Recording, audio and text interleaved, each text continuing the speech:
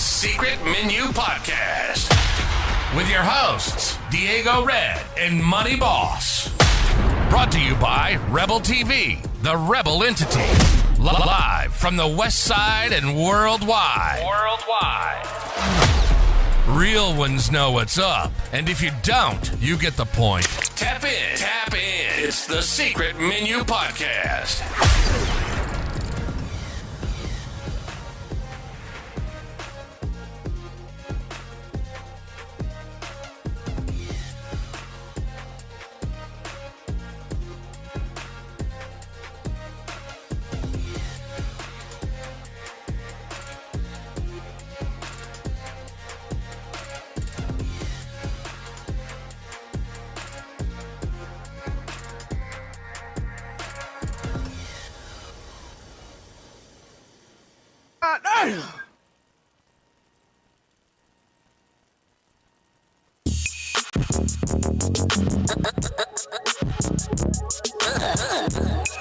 Money Boss.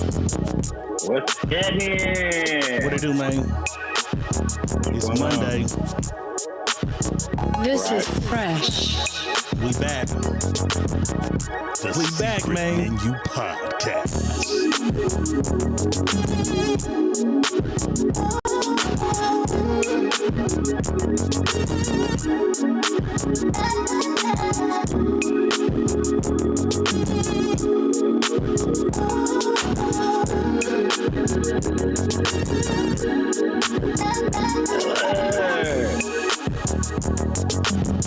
You feel me? This is fresh. We back, man. A little new intro music for us. You feel me? That's what's up. I feel you. I was liking that. That shit was A slapping. little blap. That shit was slapping. Experimenting with the blaps. We back, man. Yeah. Top of the week, man. Got the blap with the blapper. Yes, sir. Can't be mad at the Let's see, blapper. man, here already. Critical thinkers in this mother. Karen Seward, Louis Zargoza, Shanta Smallwood, Senior Chris Conley, Cherry San Felipe Pinto is in this. You feel me? And that's how you have a one name. right there. That's how That's you a do a code. name. Kimberly I was Williams is just- back in the house. You said what? That was the code name right there. It's a code. That was the coldest. Mandy McIntyre, KK in the building. And of course, Pamela Lilly's in the house. YouTube is in the house. Don't forget Facebook. about ad music. Facebook is in the house. You know what I'm saying? Welcome to the Secret Menu Podcast. Diego Red is also in the house. Money Boss is still in his own billing, chilling, and waiting for your mama because she gonna give me some sexual healing. That's what I'm talking about. You feel? You feel me? Yeah, seeing busy weekend, a lot of shit going on. A lot of shit going on in the world. We finna get on to it. You do anything exciting this weekend or what? I ain't did shit. Me neither. Me neither. I ain't did I'm shit. boring. Mystique Stewart is in the house. You know what I'm saying? I'm acting like an old man in these streets. You know what I'm saying? I'm just gearing up. I'll be ready in a minute to just be outside doing the most. You feel me? I'll be ready in a minute. You See ready? what I want to get to. It's a few things that Be happen. tuned up. It's a few things that happen in the world. It's a Oh, few things. shit. It's a few things that happen in the world. Louis, we just, we touch a little bit of everything, man. It's never really one topic. We usually touch on a few things. But we did have a post I made, toxic shit that's toxic that you like. It was something similar to that. It was a bunch of crazy answers. We're going to get to those too. You feel me? That's right. We're going to definitely get to those. But first and foremost, we got to start here. We got to start right here, boss. Yeah. Congratulations to Chrisean Rock and Blueface. Oh, they had their baby? Chrisean gave birth to her baby on Instagram Live. 311,000 people tapped in and watched as she gave birth to her baby. If you missed it, let's take a look.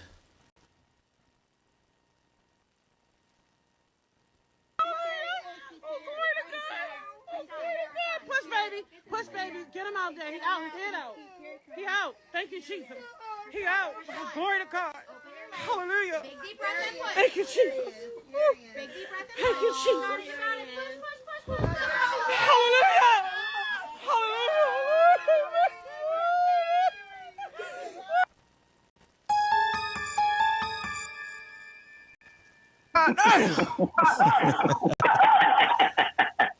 Bro, this is a different world we in. You feel me? This is crazy. I don't know if that's the first ever. I'm sure it's probably not the first ever. But most celebrities try to hide the birth of their child. You don't see the baby for a while. I haven't seen the baby. I've been looking. I've seen her hold the baby, but you can't see the baby. So she ain't showed the baby. But giving birth on Instagram Live. What do you think about it? Crazy as a motherfucker. Like, come on, man. We got to do better. It's nothing sacred. Fuck is that? Come on, man. So you didn't even know she had the baby. So you don't know what she named the baby.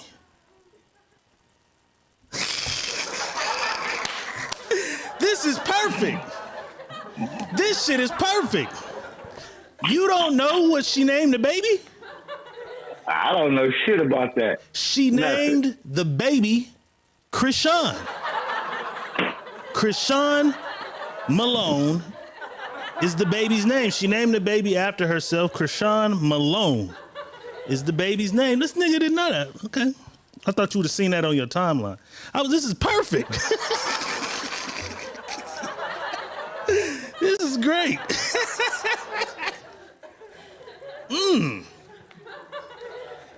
Welcome Chrisean Malone to the world, little baby boy. Not many women have juniors. How you feel about her making the baby a junior?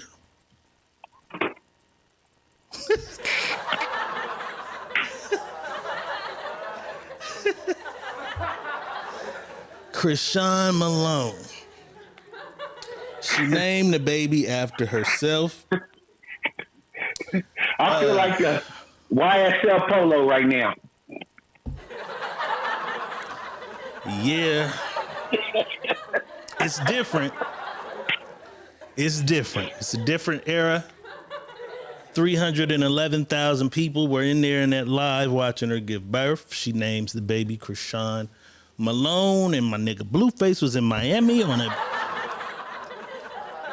a day party doing his thizzle. A lot of people were upset, like, he's not there. Why isn't he there? Maybe she didn't want him there. Who knows? Maybe she didn't want him there. Maybe the family felt it was better for her stress levels for him not to be there. They have been doing a lot of fighting. So why he wasn't there, I don't know. You know what I'm saying? But a lot of people were disgruntled about it. And I seen something that I thought was funny as fuck. And it said, worried about Blueface not at labor and delivery and your baby daddy wasn't either. It's crazy. So if your baby daddy was not there when your little tyke was born, stay the fuck out of Blueface business. You know what I'm saying? Please stay the fuck out of Blueface business if your baby daddy wasn't there when you gave birth to your little tyke. Roxy says, now watch other women start doing it. I said that. I said, now there's about to be a trend of women giving birth on live and women naming their babies Taquisha. Women naming little boys Taquisha. And what's going to happen is, this is the movement. This is part of that movement shit that they got going on. Fuck these niggas. So people don't understand the psychological thing that's going on with that type of shit. Like, so for me, I think it was crazy. Do what you do. That's your child. But he has to grow up with that name. He has to go to school, and when they say, "What's your mama name?" Chrisean. You named after your mama? I only know one person named after their mama. One girl. I know one girl in Fresno named after her mom. Shout out to them. They cool. My folks. It's rare. It's very rare.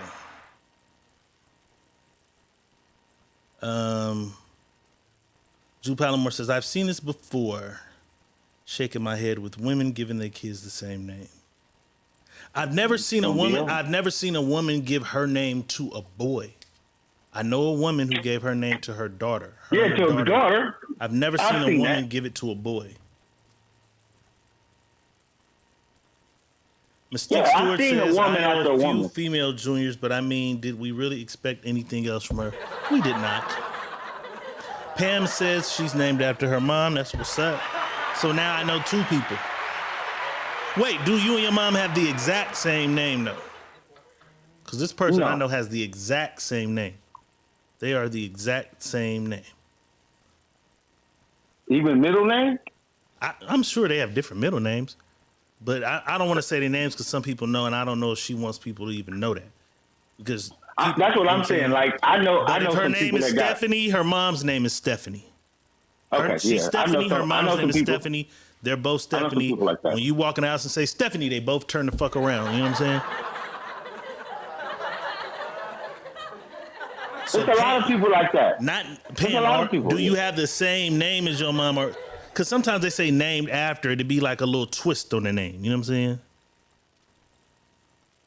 She said we did after she divorced from her dad. Until she divorced my dad. So that means y'all had the exact same first name. The exact same first name. I know last names change. Because I'm thinking, well, unless she might not give the baby Blueface last name.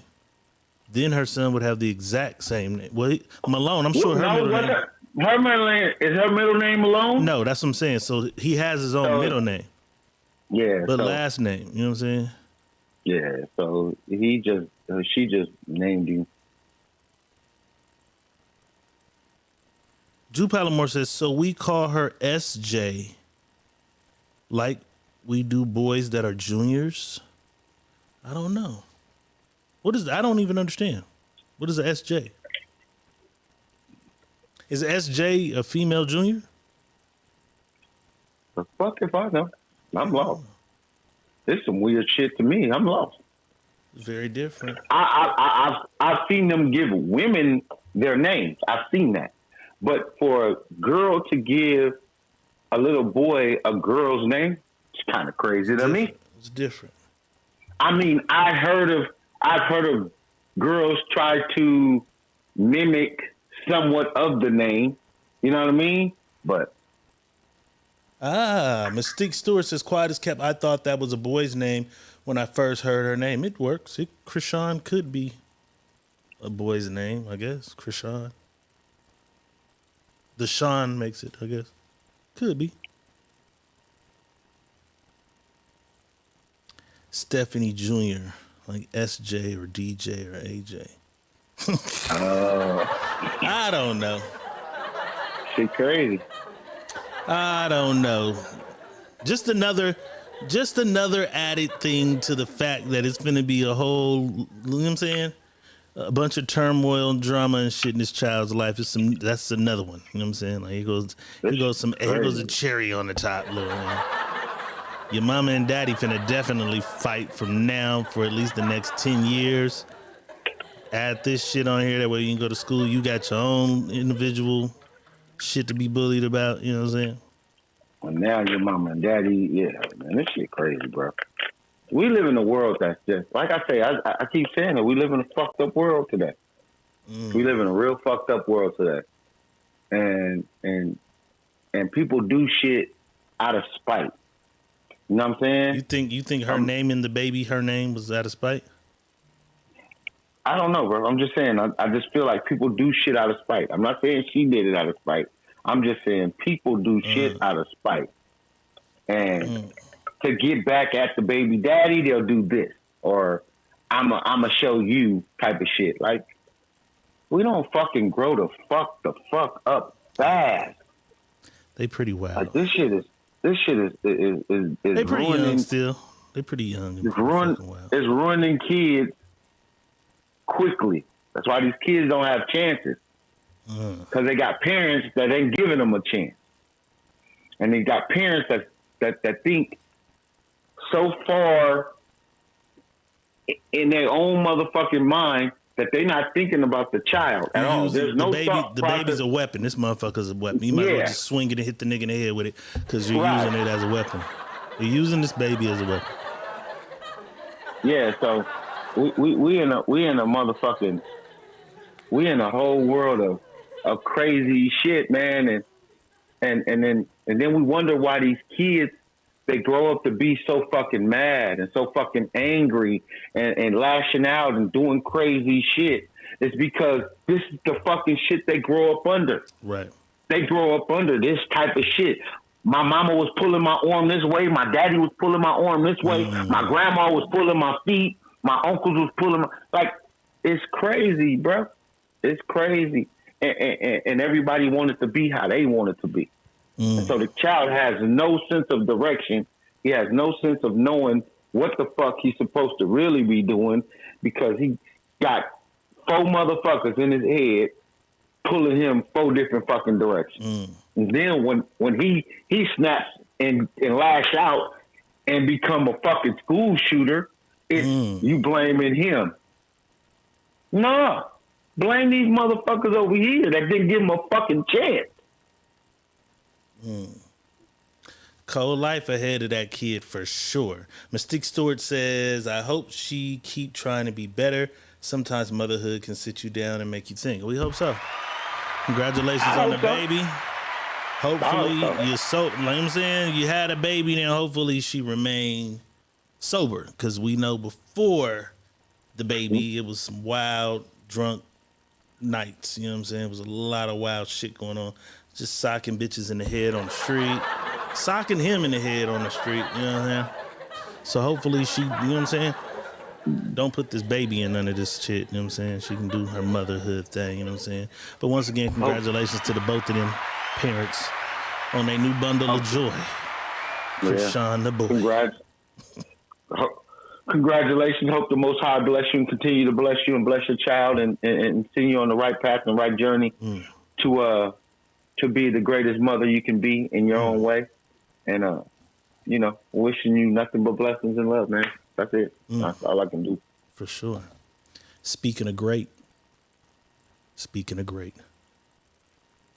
Boss, this motherfucking nigga is great. This motherfucking nigga right here is great. Deion Sanders. Prime. Damn. He knew he could do it. They didn't think he could do it. He said, we told you we was coming. We told you we coming. You thought we was joking, but guess what? We keep the receipts. Colorado had their first game of the season, boss.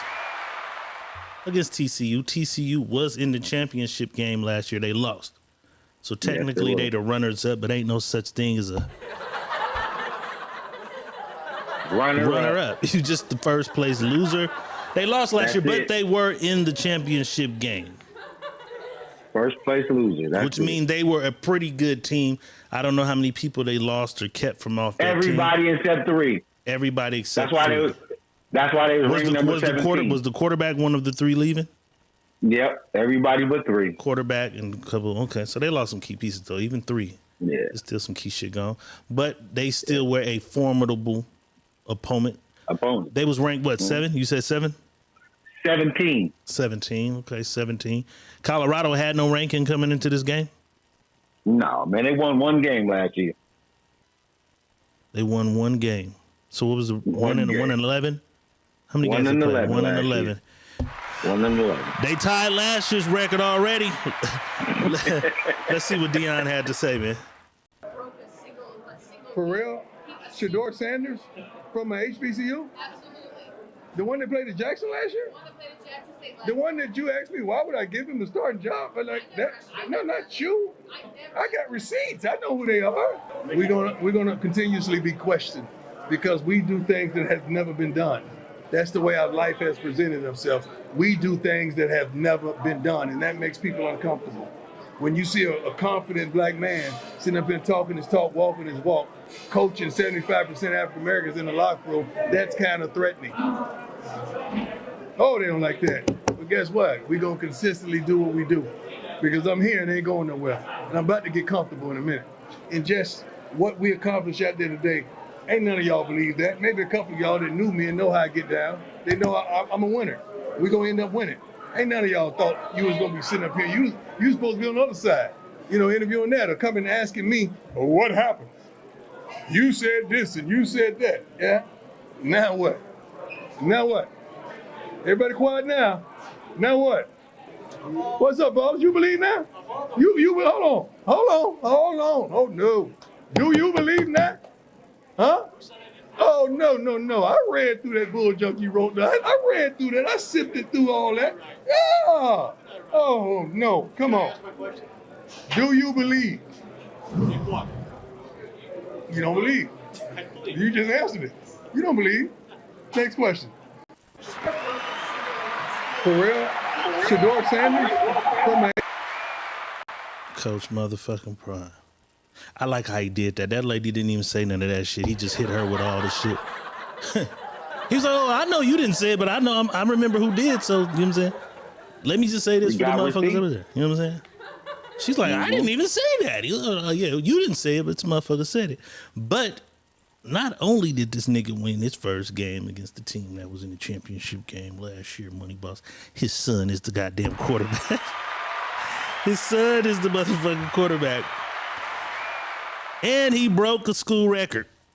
34 out of 46 passing, 510 yards.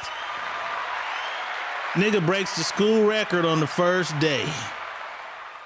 That's a cold nigga. And he got another son that's on defense. And his other son, Shiloh, led the defense with 10 sacks. 10 tackles, not sacks, 10 tackles. So this nigga, he really living it up right now.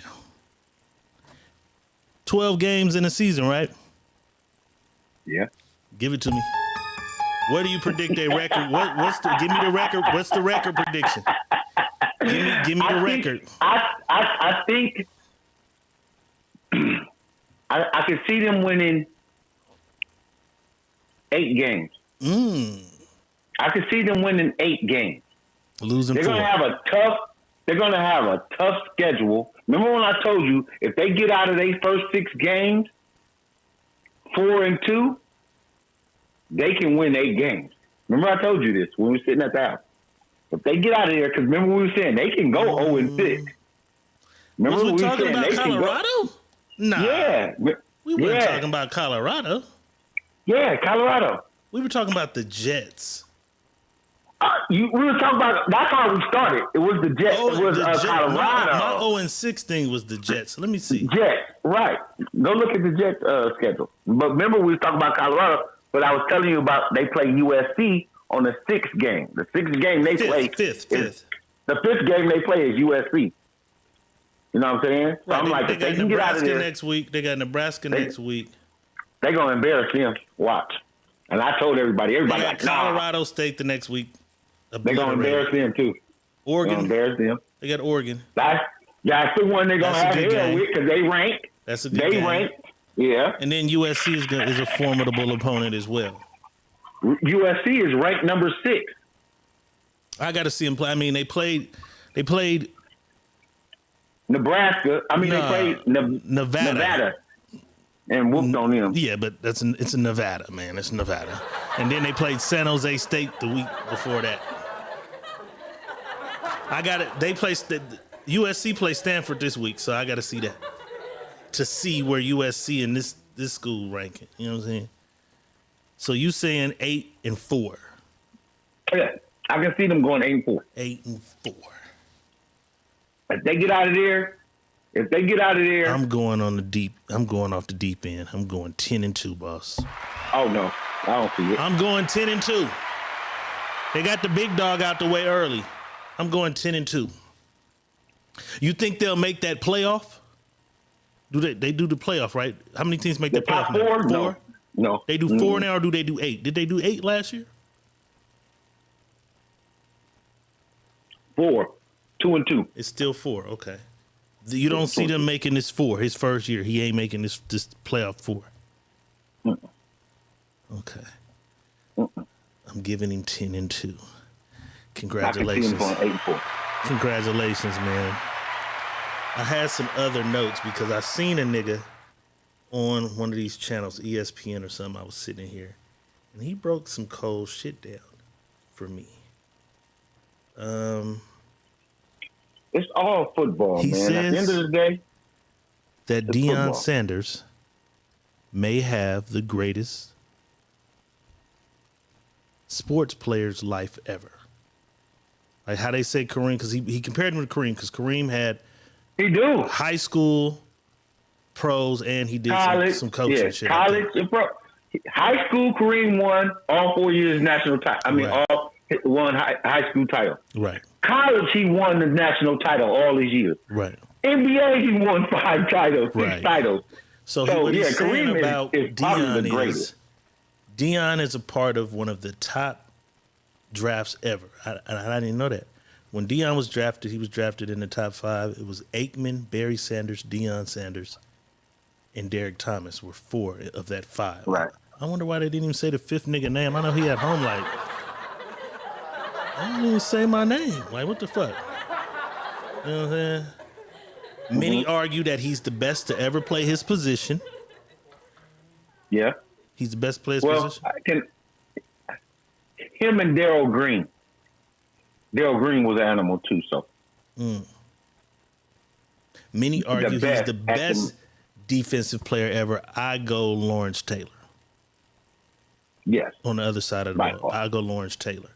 But many argue that he was the best defensive player. But I can see it. His batting average was 260 in baseball, which is decent if you're playing football. No, it's decent in Major League Baseball. It's Right.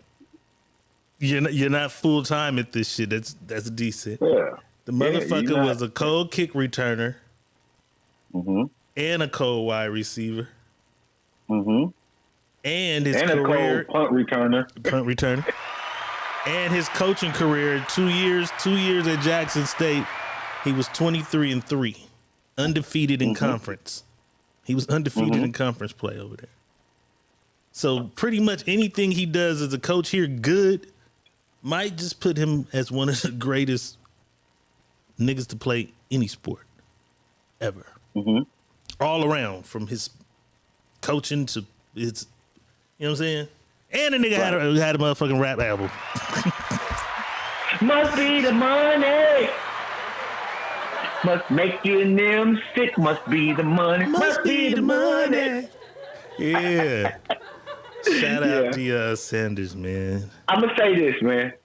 Deion is the epitome of a coach that can get any kid, if he can get in his head and make him believe that he is the greatest thing to do what he's doing. Right. Because that's what he did. What's the boy name? Is it Hunter? Yeah, Travis Hunter. Yeah. Playing both ways. Phenomenal. He said he sent out a message to other kids. He said, anybody else who can play this good, you play both ways, come fuck with me. You can play both ways over here. Nobody else is gonna let you do it. But that's the thing about Deion. Deion, this is why I feel like he's going to get over the hump with these kids, is because he's not traditional when it comes to doing the thing. Right. As far as what he's got going on, he's not doing it the traditional way. Right. He's doing it his way, how he sees fit for him and the team that he's coaching. And a lot of people's like, I wouldn't do that. I shouldn't do that. No, man, listen, man. Most of these kids been playing both ways since they were 3 years old, 4 years old, I mean. So this ain't nothing fucking new. He ain't worried about it. If you good at doing it, that's why I'm not surprised that Travis Hunter playing both ways. What I'm surprised is that this nigga this goddamn good on both sides. Right. That's what I'm surprised at. I'm not surprised that he's going both ways. He's playing for a nigga who played both sides. I'm surprised, like, this nigga that damn good going both ways. One game down. Nebraska is good. A good game for them to do with, you know what I'm saying? To really just mangle somebody. You know what I'm saying? I said, I like what Travis Hunter and Shakur said. They both said, it's football. There's no fucking difference. It can go either way. I did this over in HBCU. Mm-hmm. I did that. I was doing this. And that's what I don't like, the way people keep trying to make the HBCU sound like it's not football. Like it's. But this is what I want everybody to know. The greatest wide receiver that ever played the game came from an HBCU. Who you call Jerry him? Rice. Jerry Rice. Jerry Rice. Where did Jerry Rice play at? One of the HBCUs. He played over there. And people don't know Deion Sanders graduated from an HBCU. I didn't know that. He went to Florida State, but he graduated from an HBCU. Okay. HBCU shit going on. Okay. So when and a lot of people say mad that he left the HBCU because they wanted him to shine a light back on HBCUs, and maybe our kids start going back to HBCUs. But the nigga didn't have running water. Niggas was stealing shit out his car from the parking lot. They stole some shit out the locker room. Like, y'all wanted him to stay there. I know. So for those of y'all who mad because it was a bunch of motherfuckers on the homie post like, fuck this nigga, he turned his back on niggas. Bro, they had brown water. You don't want brown water. You expect this millionaire nigga to say, well, fuck it. For my people. And the sake, my two sons play here. They got a shower in this shit? Like, come on, bro. Hey, Tay Low, you right. He played at, Jerry Rice did play at Mississippi Valley State. That's where he played at. That's HBCU? HBCU, Okay. Mississippi Valley State. Mississippi Valley State. All right. But yeah, man. So those of y'all mad at Deion, y'all will come back around. Give him a break. He couldn't stay there with his kids in them conditions. Them conditions was fucked up. He couldn't stay there. Making people believe. That's it. And he got the kids to buy into the system. And when you can get the kids to buy into what you saying and show them what you said can come true, boy, y'all in trouble. Shake showed me some other niggas. Shake showed me two niggas who didn't play. Two niggas that's on that team that didn't play. The boy that came from Houston. That can't play though right now. No, he's supposed to play in the Nebraska game. Yeah, but he couldn't play. They got another nigga that he can't play at all. They trying to stop him from even the transfer. Okay, so I don't think that's him though. Transfer shit, yeah, He man. showed me somebody so cold. You feel me? Marcus Spencer says he wanted to bring HBCU kids to the big show. That shows me we have talent. Yeah, but he initially went to the HBCUs to shine a light on them and do some shit, but you know what I'm saying? It was, come on, y'all know how it go. It was nigga rigged. He couldn't. You're breaking in like we know how this shit go. It's a code of honor. You know what I'm saying? Like the goons should know. Like, hey, Deion here to help. Like they shouldn't have been breaking in his shit. You know what I'm saying? But here's the thing about this football shit, man. All these kids been playing football all their life when they get to college. They've been playing since. They don't look. The TV ain't showing how good they is because it ain't as big for the Power Five. So when the Power Five don't get to see, I mean, people don't get to see these kids at the HBCUs as big and shine the light on as big as they do Power Five. They think these kids can't play, or they can play, but are they fast enough? Are they good enough? Like, come on, man, it's football. Man, I played against that nigga right there. I played against that nigga when we was in high school. Just showed him. Ask him what I did to him. Just showed him. You know what I'm saying? One game, though. We ain't gonna overreact off the one game, but that was a hell of a challenge for the one game. I went you know big. why? I went bigger than you. I went 10-2. No, but we should react. We should react like that because that school only won one game last year. Right, that's one.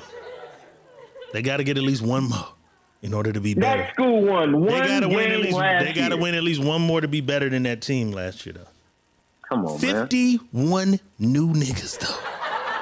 That's crazy. It's another team that has 52.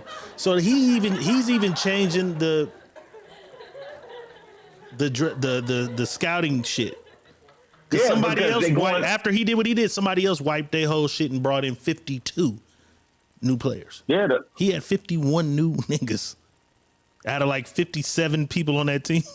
51 are new. But that's the thing. I got to clean house to rebuild it. I gotta knock the walls down. I gotta knock the foundation, the skeleton and everything, and rebuild it. Right. That's what they did. And he went into the portal when everybody said he didn't even have a full team. He was like, y'all worried about the wrong thing. I got These it. kids coming to play. We seen it. We can't wait to see what he do next. Shout out to Coach Dion. Right. Free Thugger. Young Thug is still on trial, and so is the rest of YSL. His co-defendant, however, said, man, I can't take this shit. He's pleading insanity.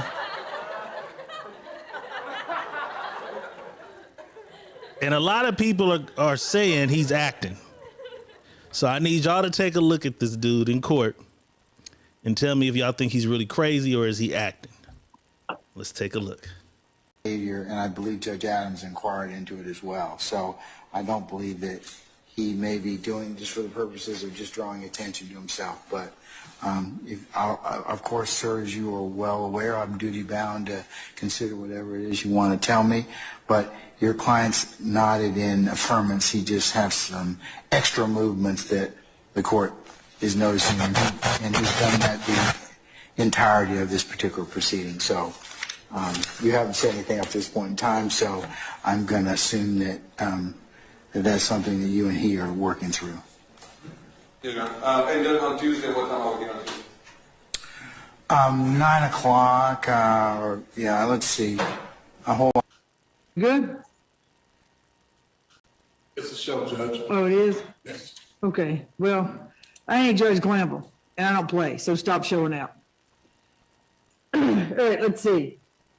Mr. Jimenez, you want to tell your client to get a grip on himself? Good? It's a Good? It's a show, Judge. Oh, it is? Good? It's a show. Money Boss. This nigga is in the boss up court of law. He comes in with his lawyer. You see him sitting there doing that, and the lawyer says, Your Honor, my client has recently become insane. He didn't fuck when he was doing the drive-bys and all that other shit. Right now, he was crazy. Is he selling this shit? Because I know how shit works, I'm going to find out if they was giving this man medication. Meds.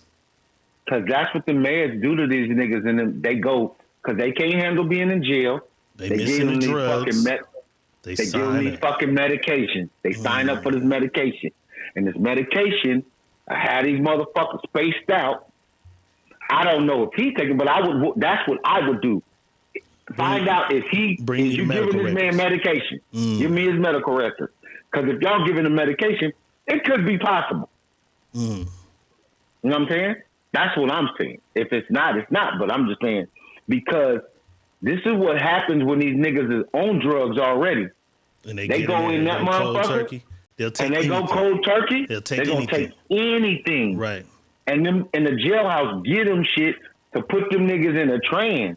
And if y'all don't know, ask some of y'all people that's been in prison. They'll tell you about it. Man, the little homie's a knock now. He gone. Out of there. He gone. It's over for him. It's I'm just gonna say it looks bad. Polo may be acting, but that's what I would do if I was a judge. I'm gonna send me his medical records and see what y'all doing. Man, I hope it work out for Thugger, because I don't really believe he had too much to do with, you can't control what your partners is doing. Right. But if he did, he did. Where's my shit at? Let me see. I'm missing something that I really wanted. I'm gonna definitely have to go get that because it's very key to the show. Shantae said he's still going down. Shantae, I'm not saying he ain't going down, but the thing about it, if he do go down, just think if he do plead insanity and that shit, because of the medication, it made his head spin the block a couple of times now. He don't go to prison. He go to the PAC unit now. He go to the crazy house. You know what I mean? And so now he's doing his time in the crazy house with a bunch of nutsos instead of being in the penitentiary with a bunch of motherfuckers that's killing shit. Right. It's different. I gotta go get some shit that I left off the thing. That's crazy. But you know what I'm saying? So, let me see. That medication is a motherfucker. Y'all better stay away from that shit. Yeah. Mm-hmm. Boss? Yeah. I almost want to say you said it wouldn't happen, but I think it did. Well, it did, but I think you said it wouldn't, but it did. What? Errol Spence has activated I seen that. the rematch clause and will fight Crawford again. He activated it. He added in his clause. Mm-hmm. He got action. I don't know when how much time does he need to have his best shot? Even if you believe there's no way he can beat this nigga, how much time do he need to train and get his weather together to try and have a shot? Maybe a year and a half. Yeah, he ain't got that goddamn long, I don't think. Maybe a year and a half. But hey, I just got a picture. I just seen a picture of Errol Spence, bro. He's out of shape looking, and I'm like, what the fuck what happened? So, I don't know. I mean, if you want to get back in there, go ahead. Do your thing, brother. I ain't going to tell you not to, but... I ain't going to tell you not to, but... Yeah. It's a done deal. It look like it's official. He getting back in there. I don't think he can beat him. I really don't. Yeah, no, I just think right now, when you catch somebody in their groove, they just catching Crawford right now. He got a groove going right now, and he gonna punch on some people right now because he got that shit going on right now. Like he in the zone right now. So you just gotta wait and see. Right. I thought Spence was gonna go up to 154. But I don't think he can hang in 154 anyway. But he said he wanted to fight somebody crazy. Was it Canelo? He said somebody. The winner out of Charlo and Canelo. That's who he wants to fight. Yeah, he said something crazy that was like, chill out, my nigga. Just stay at your little, you feel me? And do your thing. Let me do one more sports thing before we get into the bullshit. Somebody bet. That's not what I wanted to hit. Somebody put $250,000 on the Miami Dolphins to win the Super Bowl. I don't know what they odds are right now, but I can imagine that is crazy. 250,000. So let's just say the odds of that is no less than times 7, because they're not a favorite. If any of my people in the comments are sports bettors and can pull up them odds for them to win the Super Bowl, do that for us real quick. Or just Google Miami Dolphins odds to win Super Bowl. That's what I'm doing right now. While I'm trying to load this shit that I plus 2,500. That's insane, bro. That's $2,500 for every $100. That's $2,500 for every $100. The Miami Dolphins at the moment have the 10th ranked odds in the NFL to win the Super Bowl at plus 2,500. They're gonna be rich if they pull that off. Damn, plus 2,500. That's crazy.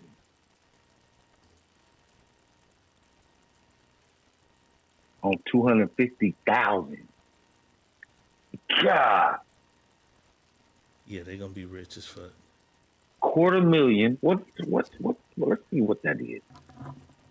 Rich as fuck. What is that? $250,000. 25,000. I mean 250,000. That made me just want to go put $100 on it. If I could put $100 on it, it's 2,500. Because he might know something we don't know. That can't be right. Yeah, that is. $625 million. That's crazy.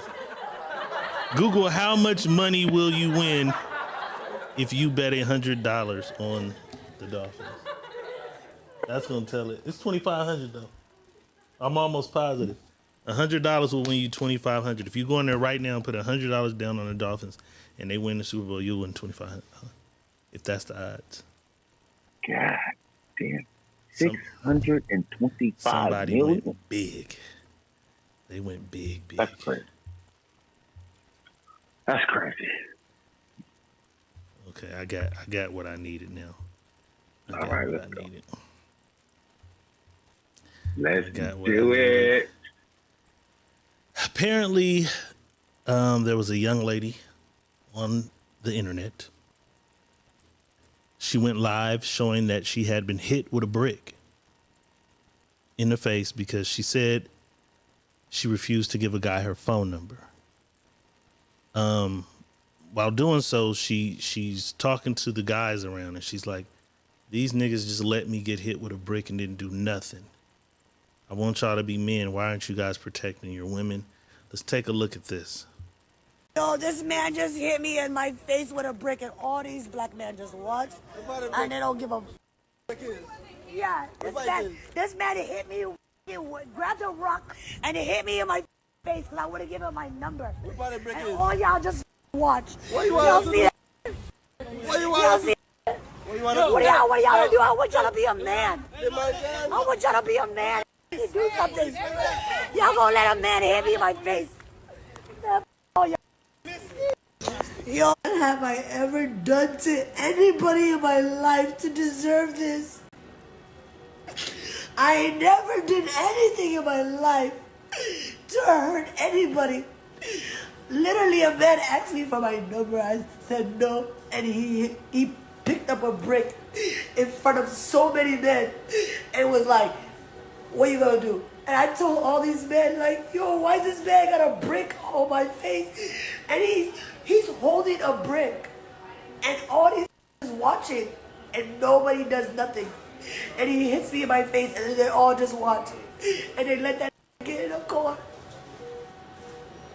How is this okay? This is what y'all doing to women?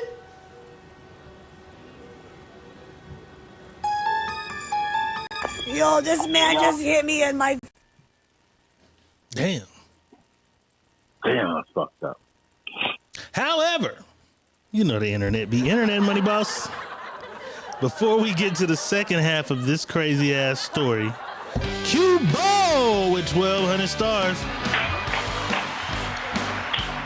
Let's do it. Let's do it. Let's do it.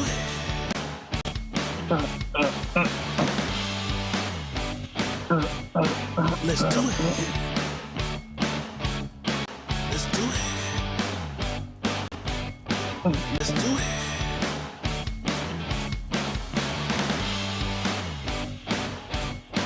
Let's do it. Donations rule the nation. We appreciate the love. Cash App at the bottom, stars at the bottom. Share button at the bottom right now. Everybody in this motherfucker, just hit the share button one time. Bro, I seen this lady, right? And I'm like, damn, this is crazy. And she's saying, y'all niggas just watch me get hit with a brick and y'all didn't do nothing, right? Niggas like, what we supposed to do? We can't see what was going on, what led to that, or none of that. But you know, the internet don't stop internet. Niggas found some footage of her earlier that night, and apparently she was turned the fuck up and had a few unsavory things to say about men. Let's take a look.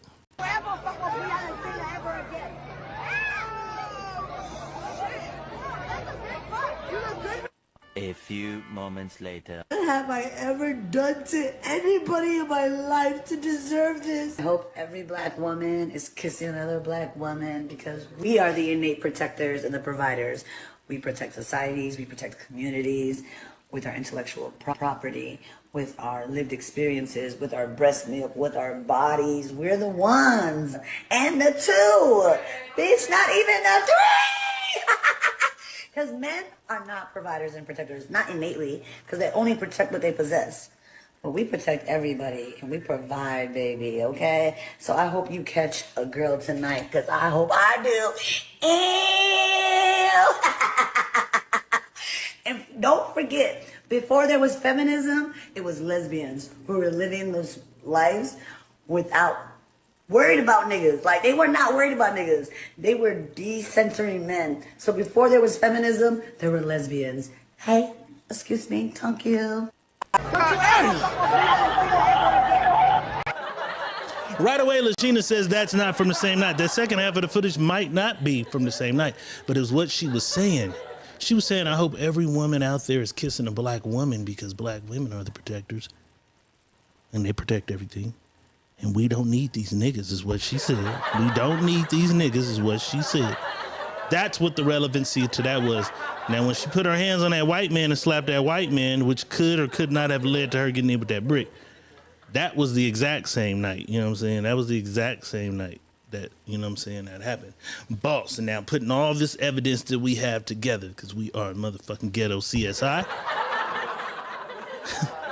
What's your overall take on this situation? Because I got to see all the other things that happened, that took place, her actions, her words. What I tell people all the time is the power of the tongue is powerful. So when you're speaking what you don't need, when you're in that moment and you need, the power of the tongue has kept that away from you. So my assessment of that is she did that to herself. She brought all that on to herself because she was out there. She's making posts. We don't need men. Oh, us women are protectors because men ain't protectors. And now the nigga hit you upside the head with a brick. You want a nigga to protect you. You got a certain type of energy for that white man. Cool. Yeah. We don't know what that dude did, said, or none of that, but we seen you slap the shit out of him. You know what I'm saying? Right. That's what we did see. We seen you slap the shit out of dude. I don't know if he the one who hit her with a brick or not. You know what I'm saying? But you put your hands on motherfuckers. You feel me? Let's go back and take a look at it. Forget, she before there was feminism, it was lesbians who were living those lives without worried about niggas. Like, they were not worried about niggas. They were decentering men. So before there was feminism, there were lesbians. Hey, excuse me, thank you. Don't you ever fuck with Chrisean ever again.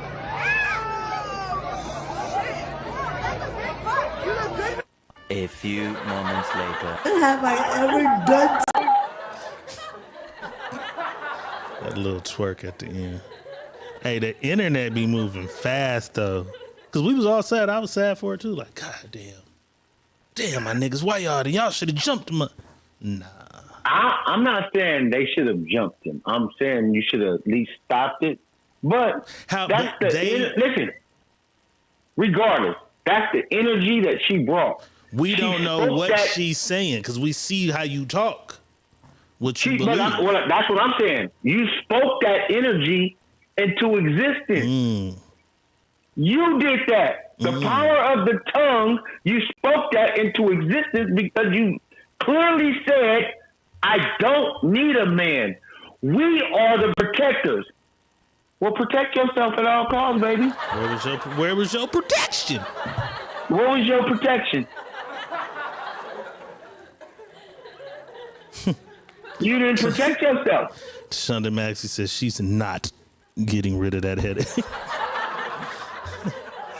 You didn't protect yourself. So won't. I'm a firm believer of it, man. She had won't.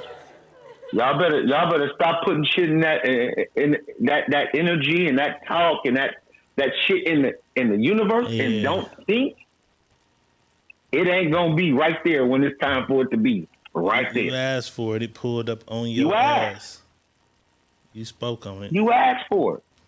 I don't know what to tell you. I felt bad at first. Like, damn. I did. When you first seen me that, I'm like, oh, that's fucked up. Niggas didn't stop that. No, you weren't supposed to because she put it in the atmosphere. It ain't even that. What was you saying? Because look how you talking and how you moving. Like, what was you saying to a motherfucker right then that made a motherfucker just grab a brick and... You probably said some crazy shit. Uzi mouthed a nigga out there. And he said, what are we supposed to do? You probably called a nigga mama, all kind of shit and everything. Hey, I know one thing. She asked for it. She slapped that white man. Mm-hmm. She asked for that. She asked for it. And just the right I don't even think that it. Was the incident. I think she kept going down the street. Kept going on, yeah. Drunk, talking shit, you know what I'm saying? Doing a bunch of shit. I think she caught it a little further down the street, probably. She was holding that energy. The internet will bring us the tapes. I'm sure of it. I'm sure of it.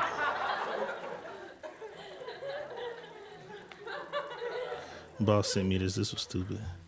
Anybody looking for a TV? They got a Hennessy flat TV for sale, $60. Hennessy. Look at them long motherfuckers. Henson's. How do you pronounce that TV? Henson's flat screen TV for sale, $60, $60. Titties not included. Titties not included. How she didn't see herself in the goddamn TV, man? Oh my God, that is terrible. That's sort of crazy. When you think you about that life, but you really not about that life, so you got to run into the goddamn courthouse. Let's take a look. He's got firearms. He got like a Uzi in his backpack. It's a Mac 10 and a 9. Why did you bring it in the courthouse? We got chased. Hold on. Before it is.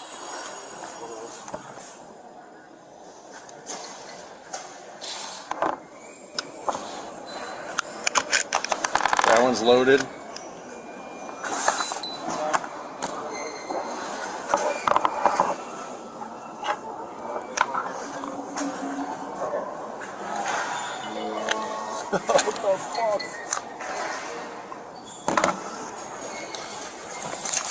That one's loaded.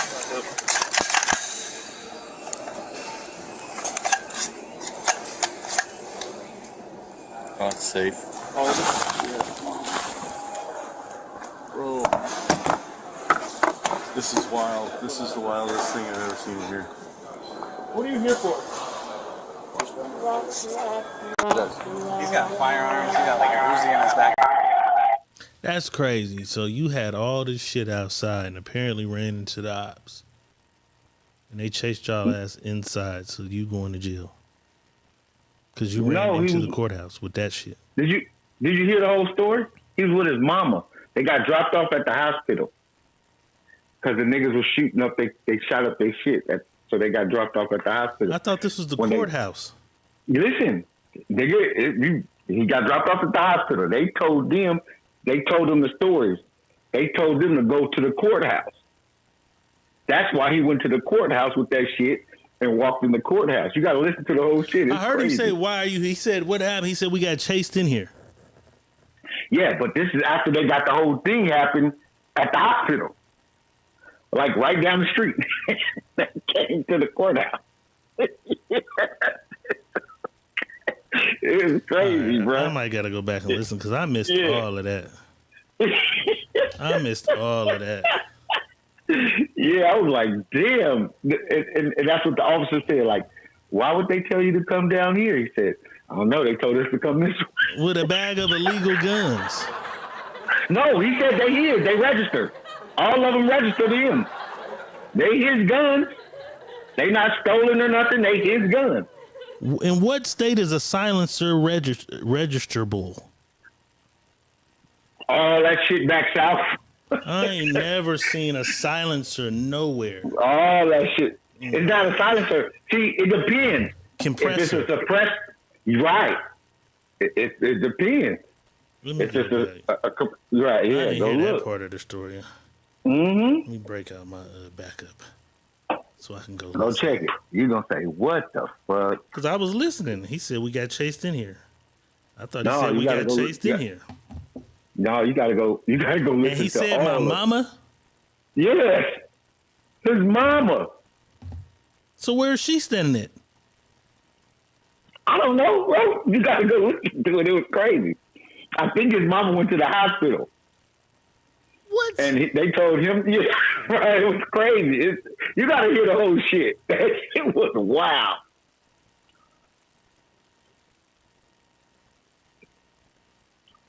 I'm gonna replay it. Let me see something real quick. Yeah. Let me pull up the backup. Mm-hmm. You got to play it all the way through. You're going to hear all that shit. That shit was crazy. Because they asked him the whole thing. When they get the gun out, and then they go to asking him everything, he go to telling it all. He's got firearms. He got like a Uzi in his backpack. It's a Mac 10 and a 9. Why did you bring it in the courthouse? We got chased. Hold on. We It is.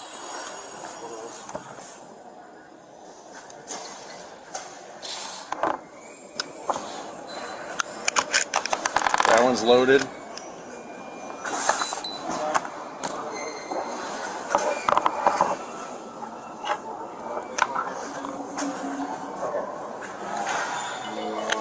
What the fuck?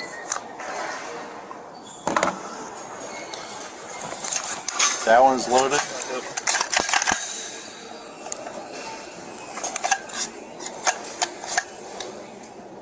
Oh, it's safe. Oh, shit. Bro.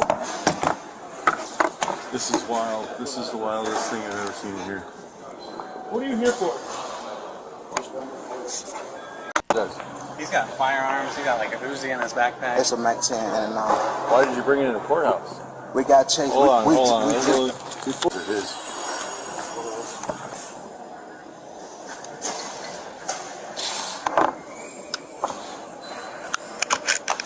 That one's loaded.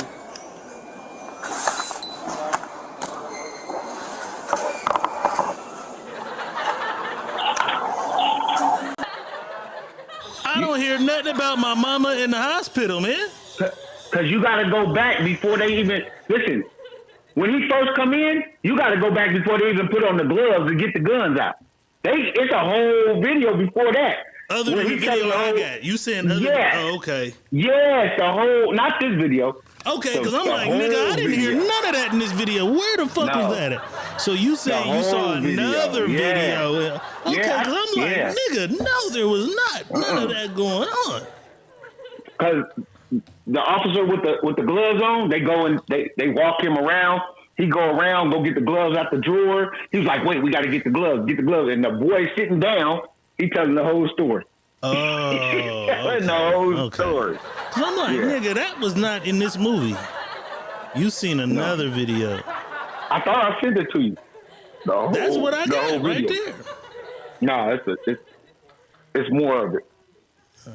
It's more of That's that. correct. Because I'm thinking, nigga, you got all these guns. You see these niggas. They chase y'all in here, so you'd rather go to jail than face the ops, which might have saved your goddamn life. If you're smart, y'all do the same shit.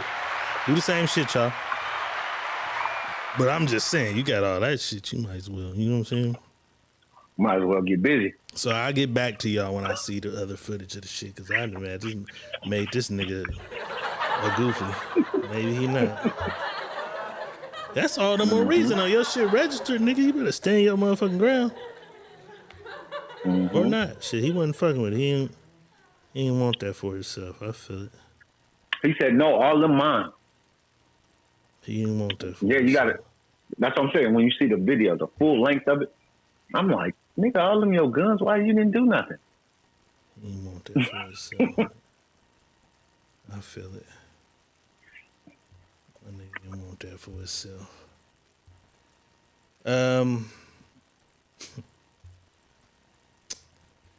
This motherfucker's tripping. Here we go. We just seen Chrisean name her son Chrisean.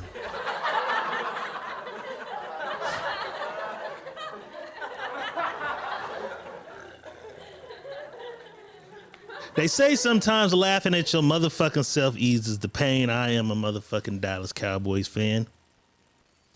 I saw this shit and I had to laugh to ease my pain. This nigga named his son Dallas Cowboys. Let's take a look. Me, that's my Cowboys life family. But then I got my 9-year-old. His name is Dallas Cowboys. You know, and like he said, he feels he's the chosen one. You know what I mean? It's just like I said, not knowing where we were at, just me loving my team. You know, everybody got names. You know, it's just a name, but his name has a big meaning to it, and that's because that's America's team. And he understands what we're doing. You know, he understands what his name means now. You know, we had a little issues where kids were making fun of him, and kind of had to break it down to him. Hey, it's gonna happen. They make fun of Daddy too. But one day you'll be like, they won't make fun of you. What y'all see in me, that's my Cowboys life family. But then I got my 9-year-old, his name is Dallas Cowboys. Beanie Man would have loved that shit. That nigga named his son Dallas not Dallas. He ain't named his son Dallas. Dallas Mendoza. Nigga named his son Dallas Cowboys Hernandez.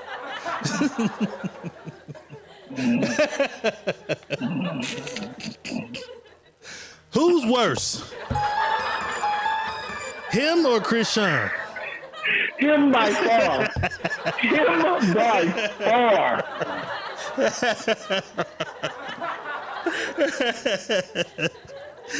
This nigga named his son Dallas Cowboys Hernandez. That shit is crazy as fuck. Yeah. So y'all not biased. That's my team, but I ain't biased. I'm gonna play some bullshit if it's some bullshit. That was some bullshit. Poor child just gotta live under this bullshit. Under that. You gotta live under this bullshit.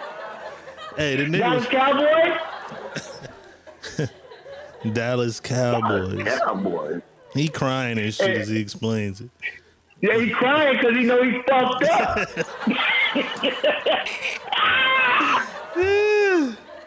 He crying because he know he done fucked up. I done named my goddamn son. What kind of motherfucking... Was I on PCP or Sherm? What the fuck was I thinking? KJ. Damn. All right, boss, they said that everybody has an evil twin. Which evil twin looks the most like the other twin? Let's take a look. Chad, Ocho, Cinco, and ASAP Rocky. Damn, that's crazy. Eva, I can't think of her last name. Mendez, Eva something. And Hard Out Here for a Pimp. What's this motherfucker name? I always forget that nigga name. What's that nigga name? I always forget that nigga name. That is hilarious. Here's a good one. Chris Rock and Mario. Holy shit. Holy shit. I don't know why they did this one, but I guess the black nigga who play in all the superhero movies and Janet Jackson. Oh, I see the cheeks. He did the little cheek thing. All right, we seen this nigga before, and this dude look like his daddy. We did something similar to this. Is it his real daddy? I thought that's what they said. We did something with this before, and this nigga, these two niggas was on here. Oh, Said that thanks, was his Lashia. daddy. Terrence Howard. I always forget his name.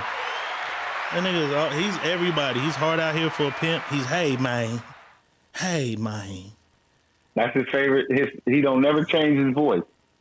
Okay, Rihanna and Jocelyn. That's crazy. I can't unsee it now.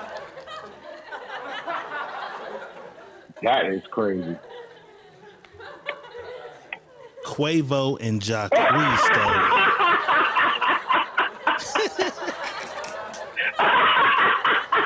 Quavo and Jacquees. That's that nigga's son. And last but not least, That's that nigga's son. the baby and the PT Cruiser. That's fucked up. Why did they do the baby like this? That's fucked up. The baby and a PT Cruiser, man. That's fucked up. That's crazy. That's fucked up. Not the PT Cruiser. Who you think looked most alike out of the people we seen? Chad and Quavo and Jacquees. These two niggas look like father and son. Yeah, them niggas. Jacquees and Quavo. Yeah. That's that nigga's son. When I hit your line, hope you ain't busy. Yeah, hear me? Shout out Jacquees. That album is slapping. Slapping. All right, I got another mystery story for y'all today. I got two of these motherfuckers. We just seen the one with the lady in the brick. The internet be interneting, and they gave me two stories today. Where is part one? All right. It's going to take a little time, but we got to listen to this lady. She met a nigga and brought him home. And some weird shit happened with her shoes. Let's take a look. NYC be fucking where this man is out here on Tinder and Hinge and he will steal from you. So this is a story about how that fucker stole my Mary Jane tabbies that my father bought for me as a birthday gift.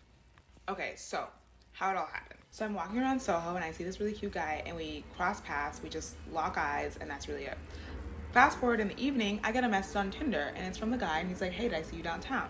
I didn't know we matched on Tinder before, but guess we did. We start chatting and then we ended up going out for drinks.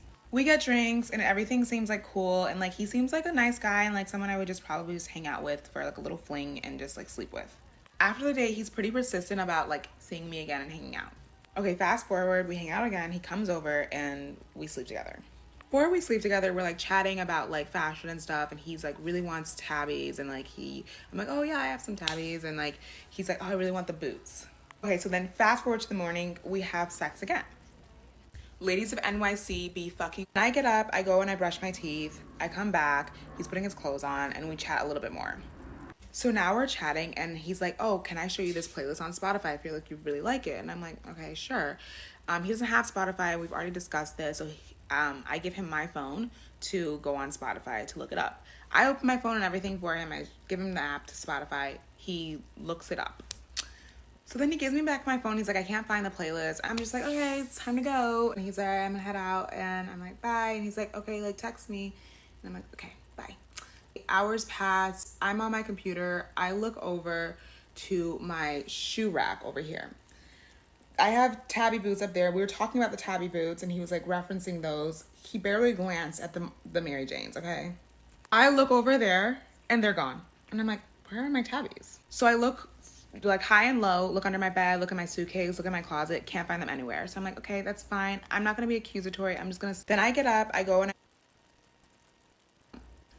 to Tinder to message him, unmatched, gone. I'm like, oh no, this bitch stole my fucking shoes. So I go, it's fine. We talked on the phone. I'm just gonna go to my call log and find his number. I go to the call log and he literally deleted the history of the call. So I can't find his number. And I'm like, so when you were on Spotify, you were actually deleting your phone number from my phone. More of the story is don't fuck with this fucker named Joshua on Tinder. He's a dickhead. And if you know who he is, where he lives, or anything about him, fucking let me know because I deserve retribution and I want my fucking shoes back. That's what niggas out here doing. They going home with y'all and stealing y'all shit. Oh, you didn't even finish the story. Yo, you want to see the rest? I already know the rest. Let's take a look at the rest. So I woke up this morning to the video getting even crazier, and now there's memes. It's on Twitter and everywhere. But update, I got my tabbies back. So yeah, I ended up getting them back, and I'll tell you guys exactly how. So after like finally finding him, he privated his Instagram. I couldn't really communicate with him through that. I like reached out to his sister. I reached out to like a bunch of people because people were giving me a bunch of information about him. So I was just trying to get in contact with him. He finally calls me 2 hours later after he privated his account and starts to gaslight me and tell me that he didn't steal them and he doesn't know how it happened and what happened. And he's like, that's just out of my character. I would never do that. And like, I started feeling crazy because I'm like, this man is a psychopath. He was trying to convince me that he didn't steal it. And I'm like, then tell me what happened. Okay, so I woke up this morning, and then he went into saying that he would give me money for it. And that's when I knew he was fucking lying, because he was like, I can give you $500. You know what I do for a living. I'll give you $1,000. And I'm just like, oh, when you're offering money, that means you did it. Like, an innocent person would not give $1,000 if they did not do it.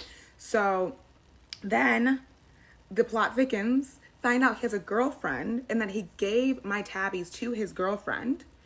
I send him a screenshot of his girlfriend wearing my tabbies, and he's like, and hours later at 3 a.m. I get a text message and he's like, you caught me. I'll give you back your shoes. Can you take down the video?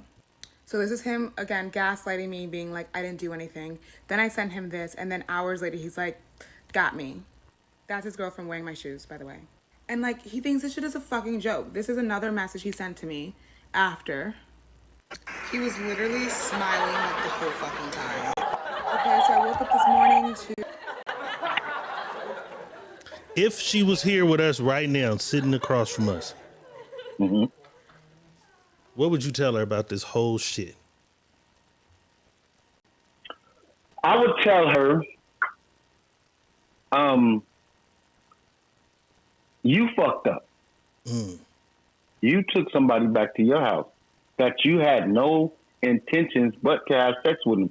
So if you had no intention of nothing else but to have sex, you should have went to go get a room. Go get a room. Everybody don't deserve to be in your house. You know you wasn't even fucking with him. You should just go get a fucking room. Did you see the shoes this nigga stole? Hey, them are the Camelback, them the Camel Toe 2000. Like what the fuck? Look like somebody named Mildred to wear the motherfucker. What is they called? Tabbies? Tabby. Nigga, they $1,000. That's what I'm trying to do. Them bitches is $1,000. Yep, I see. $1,200. $943. Come on. 1,000. The men's is $1,200. $990. Oh, I see. Yep, the man's. I see it. Did you? Oh, you already put them up. Yeah, oh, you put them up. You see the man with the little horse with the little horse slit in them. That's all the shoes are like that. Oh, all of them like got that. The thing in the middle. Oh. Yes. That's they like what some they little are. Goat feet. There's some demon shit. They all some demon like Illuminati shoes. Yes, bro. You know, I went to go do my homework. When I sit down, I'm like, what the fuck is tabbies? Nigga, I'm all like that. Yes. Yes, bro. All leather inside, leather outside. That's why they cost that much, bro. That nigga stole them motherfuckers and gave them to another bitch.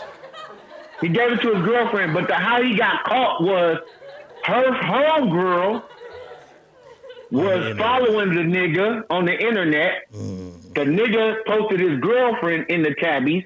She screenshotted it, sent it to her homegirl. The girl, she's like, yo, hit me. because I got to show you something. I think these are the shoes because it's on the nigga's page. Some used tabbies. And he gave them to his girl. Niggas lucky I don't rap like I used to. I put them in a rap, you know what I'm saying? I'm about to be some tabbies. Yeah, them is crazy.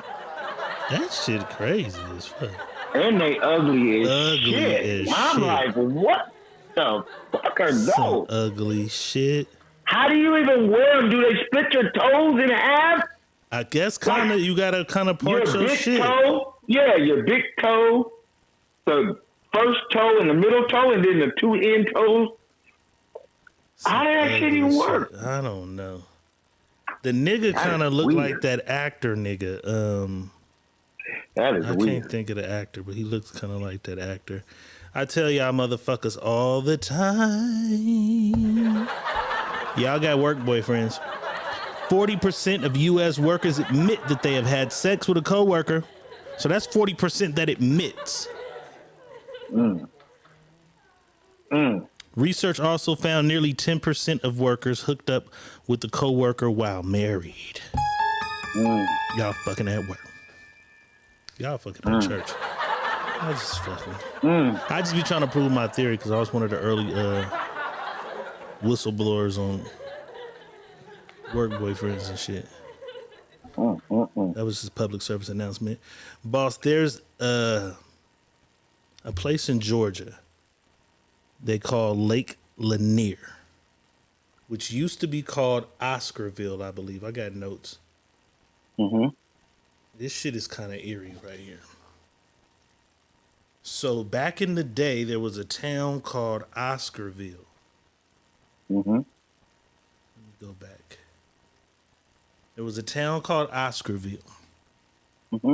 Apparently, whenever white guys would rape a white girl or something, right? They blame a black guy. And then they'd go attack the town, you know, go put it on somebody for the rape. Put the rape on somebody. So they went to Oscarville on a fake rape charge. Whooped a gang of motherfuckers' ass, burnt down a gang of houses, ran a lot of people out of this city. Then they built a dam and flooded the city. So everybody that was left there had to escape. A lot of people died in that when they raided over the rape shit, they killed a lot of people. And then some motherfuckers died when they opened the dam and flooded it. So the whole shit's underwater now. This is just this year. This says 23-year-old passes away after falling into Lake Lanier. But that's the 8th drowning this year. It's been long mysteries and long myths that this place is haunted. So what is we in? January, February, March, April, May, June, July, August, September. So that's almost a nigga one a month. Almost a person drowns a month in that motherfucker. I'm staying the fuck away from Georgia and this lake. It's in Georgia. But you want to know something? All the lakes most of the lakes that are lakes. Cover nigga cities? Cover nigga cities, bro. Most of the lakes that we know of, the lakes are on top of black cities, bro. Damn. I know they say Central Park was built over like Central Park is one of the cemetery or black something. No, that was a black neighborhood too. And they just black city shit over their shit. Most of the lakes that we know of are built over black cities. Just fuck it. Let's wash away everything these niggas had. Yeah. That's crazy. I'm staying the fuck away from Lake Lanier though. That's 8. 8 this year. All right, I saw this, and I think the ladies might like this because you motherfuckers can't park. They got parallel parking cars. Let's take a look.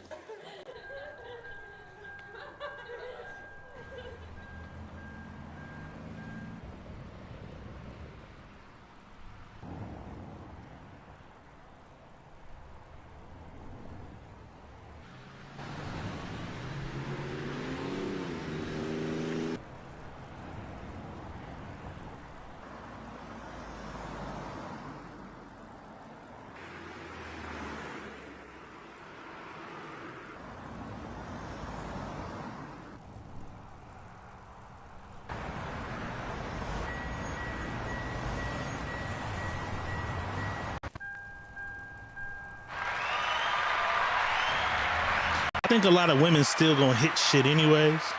You still gonna have to know how to maneuver that.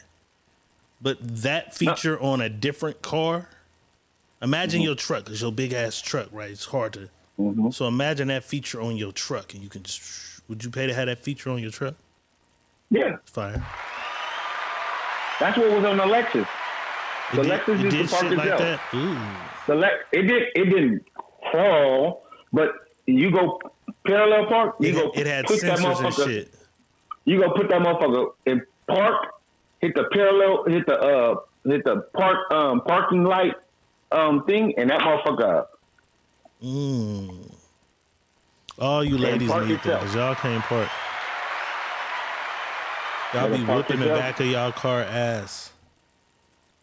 You know what I'm saying? Yeah, that's what it'll do. It'll park itself. All y'all motherfuckers need that feature. You feel me? All right, boss. Yep. Is you ready though? Let's do it. You heard me. Let's do it. You're having trouble in your life. I can help you with that. You need a new wife. I can show you how to get one. It's time to. It's time to ask Dr. Real. You're having trouble with your man. Oh, don't worry about that. Girl, you need a new plan.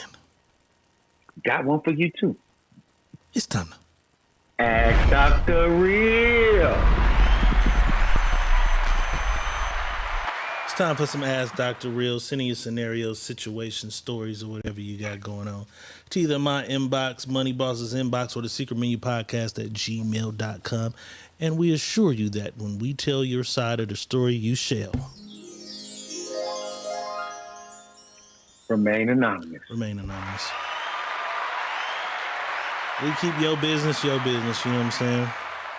All right, boss. So this one right here says, so sometime last year I received a call from a woman who told me she had been sleeping with my child's father. Oh, snitching bitch. All right. As any woman would do, I asked her who she was and to prove it. She sent me screenshots of messages between the two of them talking about the sexual encounter they had last. I lost it. I packed my shit. I packed up my kids' shit and I moved out. We haven't spoken since. I passed the phone to his child when he calls. So here it is. All this time later, and the same girl calls me and says that she wants to apologize. Oh, shit. She wants to apologize and that she's completely changed her life. And I'm like, what the fuck does that have to do with me? She says that all of those texts were fake. She never slept with my baby father within the period that we were together. But they did sleep together prior to me, and he did her wrong back in the day, and she swore she would get him back. I'm crushed. This bitch ruined my family, and I've been told my child's father is now dating someone else. Is there any advice you would give me to get him back and make it up to him? Where do I even start?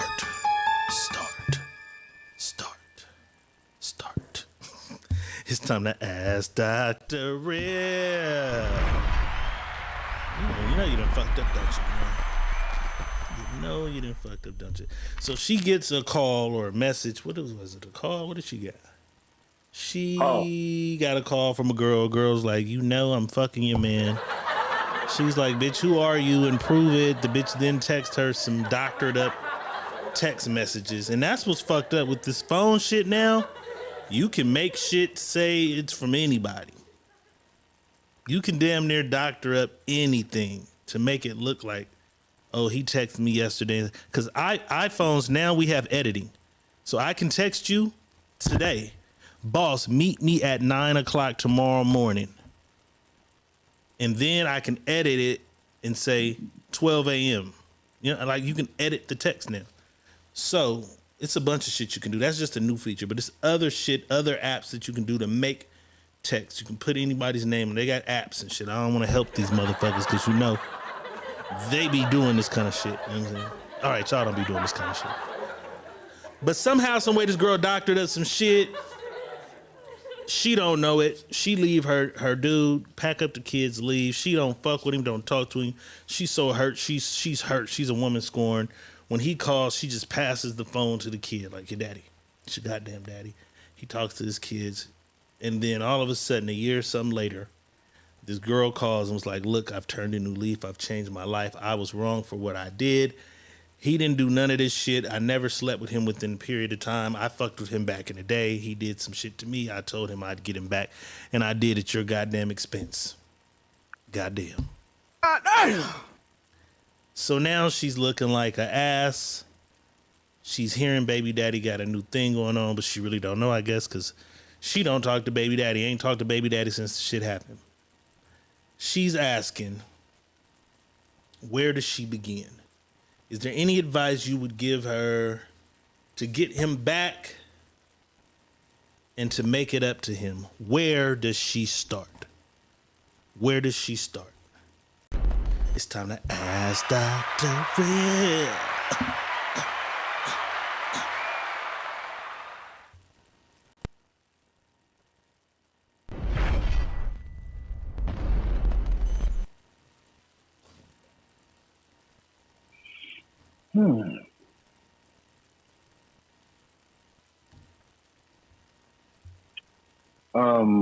Okay.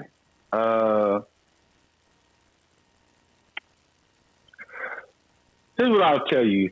You're trying to get him back. First, you got to find out if he's seeing somebody. So if he's seeing somebody, you be open and just go see if he's seeing somebody. That's first and foremost. Because if he's seeing somebody, then hang it up. You going about your motherfucking business. You know what I mean? Second of all, it's just being honest. You have to be honest with him. Be honest with yourself. Do you deserve another chance with this man? Because one thing that you gotta understand is you didn't even give the man a chance. You just was gone because somebody told you something. Say what? So somebody told you something, you decided to get up and go. Not once did you talk to him about the situation. You left on your own recognizance, like you were out. So that's another thing you need to ask yourself. Do you even deserve this man? If this man was good to you this whole time, if this man was good to you this whole time, and you allow somebody to come inside to disarray your household on what somebody said or sent you to say that was them, and you didn't give him a chance to explain himself, you don't deserve this man. Right. So I'm gonna tell you some shit, right? A stranger's word was enough for her to just say, "I'm out of here." Just to go. Right. Fuck so this. Here's my advice to you. Don't go get him back. You don't deserve him back. You don't deserve a man that was good to you and that was your kid's father, and you decided to break up your household on your own terms. So what I'm going to say to you is you are dealing with your feelings inside of this relationship, and your feelings was queen. You allowed your feelings to be the queen of the relationship, and you pushed your husband out. I mean, you pushed your baby daddy out or whatever. So you don't deserve that relationship anymore. So don't go back to it. Don't try to fix it. Don't try to mend it. Things happen for a reason.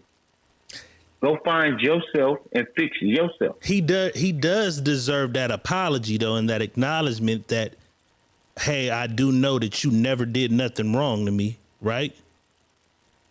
No, he don't deserve that. So she never tell him that she knows that she... Fuck that. I want to know, bitch. I'm going to tell you why. Because he's moved on. If he's in a relationship, he moved on.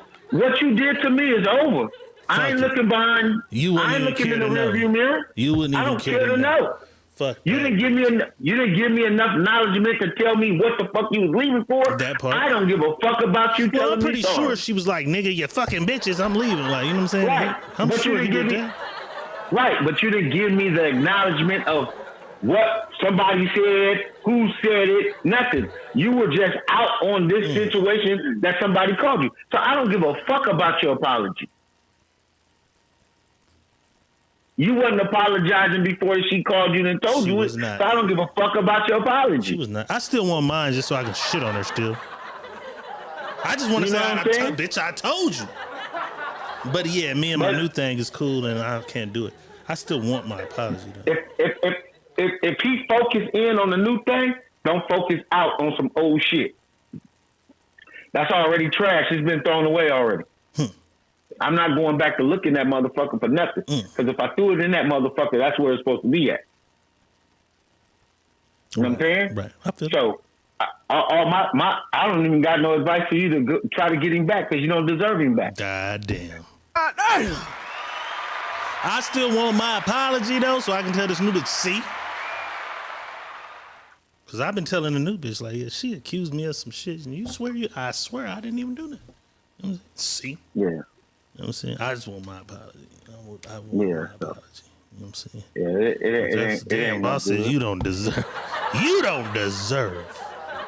You don't deserve it. Maybe I deserve. You don't deserve Jamie him. Walker Johnson in the building. What it do? So that's what it is.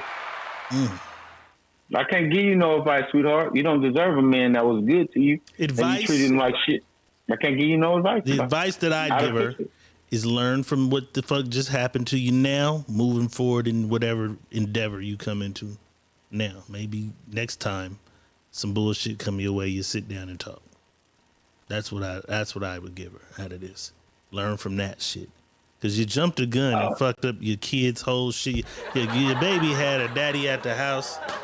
You blew it. I'll tell you a secret. And this is why I tell women this all the time. The only receipt you can have on your man cheating, you walked in and seen his dick in that pussy. That's your only receipt. You don't get no other receipt. There is no other receipt at all in this world. It wasn't me. There's no other receipt. Because if you didn't see it, you're going to tell me about what somebody told you. And so now you're allowing somebody else inside of our relationship. Not only that, you're going to tell me about what somebody sent you and said this was you. You're allowing somebody else in our relationship. This is not about us now. This is about everybody else that can come tell you something about me. So if you don't catch your man or catch your woman in the act, you can't say they cheating because you didn't see it. You didn't see it. It didn't happen. Y'all, it'd be too many people allowing other people inside their relationship to dictate their relationship. Because all they doing is preying on your feelings. And that's why I tell people relationships should never be based off your feelings because they change.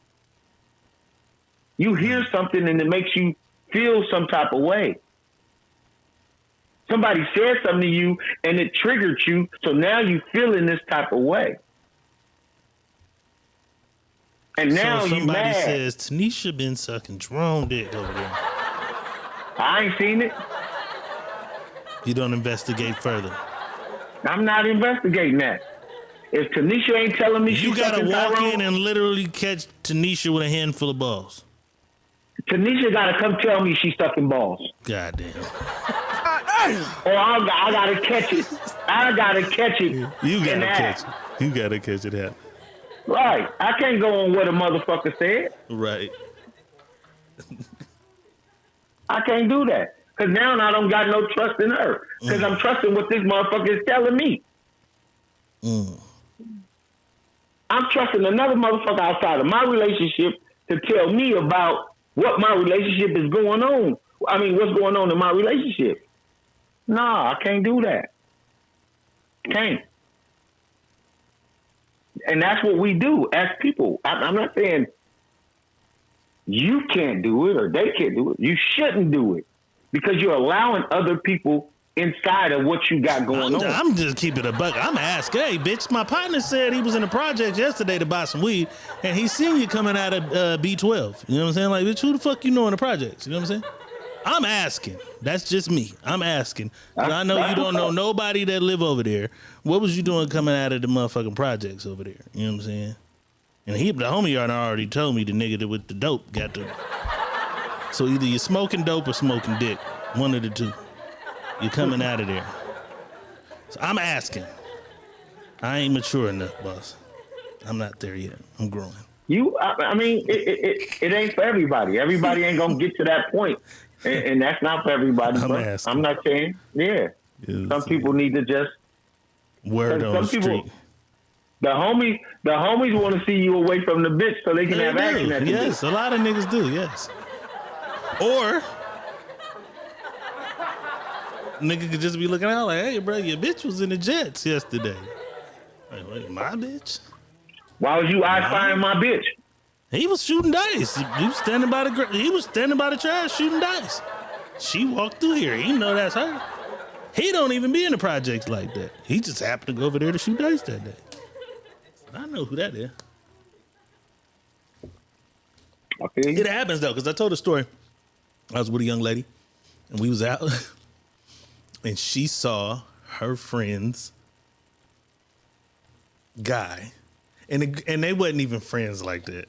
They was cool at one point in time, but they hadn't been fucking around recently. Her and the girl wasn't tight, and she seen her girl dude with a bitch out here in Vegas on the strip, and she was like, "Girl, what's up? You in Vegas? I just seen Steve or whoever at the." I'm like, what, bitch? Caught that nigga up. You know what I'm saying? She ain't really fuck with her like that. You feel me? Camille, what it do? She ain't really fuck with old girl like that. She just fucked her whole shit up. So I do get it. Motherfuckers do be wanting to tell, run and tell. You know what I'm saying? Because they ain't got nothing else better to do. I'm just gonna, do my thorough investigation. Young lady, Money Boss says you do not deserve a motherfucker that well. A nigga was doing right by you. You don't deserve to get back, so don't even keep your apology. You know what I'm saying? Move forward. Allow him to move forward in his life. Yeah, and you move forward in yours. Right, move forward in yours. That's it. You know what mistake not to make. Move forward in yours. Yeah. Now it's time. I asked motherfuckers. Wait a minute, that wasn't in there? Let me see something. Mm-hmm. I must have sent a bunch of shit to the wrong folder is what I did. That's what I did. I had to send some shit to the wrong folder. Let me see. So I just realized there's something else missing. The main shit is missing. So I sent some shit to the wrong folder. Let me see.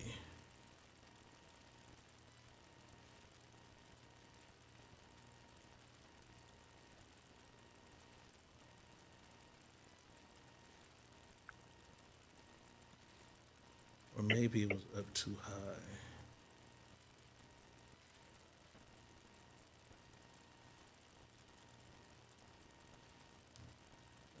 Yeah. So that whole shit disappeared.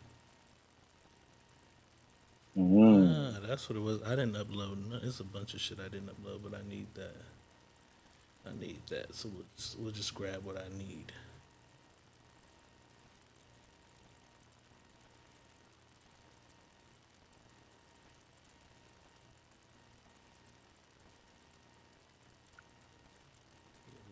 We'll just grab what I need for now. It's crazy.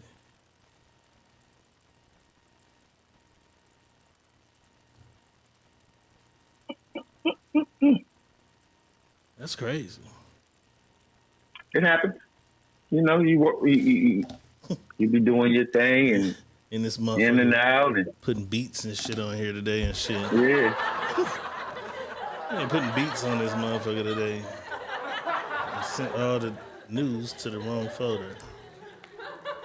I got it though. So, because I went to Facebook today and I asked, what's something toxic that you like? Knowing it's wrong, knowing it's toxic, knowing it ain't probably the most healthiest shit for your relationship, or maybe even your life, because it ain't always got to just be dick and pussy shit. It could just be, you know, something that you shouldn't be doing. Because I seen some cold shit. Did you have the Richard Pryor shit in there? No. I seen some cold shit on Richard Pryor, and it was like, how do you feel about the addiction? And he was like, shit, I love addiction. I love drugs. It's bad for me, but I love it. I loved it. You know what I'm saying? Like, that nigga said he loved it. Okay, here we go. So maybe that's what I did. Maybe it was all in the wrong storage folder.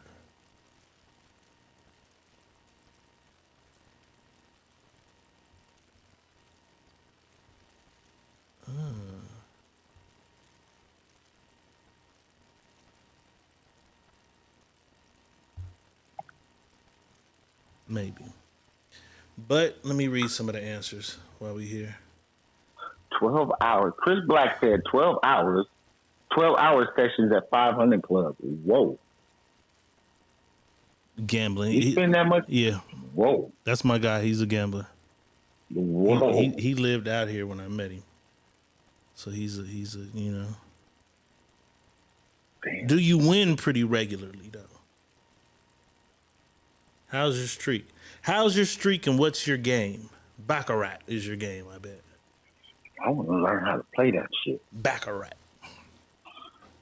Mike Larry says, some of my relationships with associates, friends or female associates, friends. Mike, you like hanging with toxic motherfuckers. Dominique Love went right to the nasty shit. She says she likes being choked up. Choked and snatched up a little bit.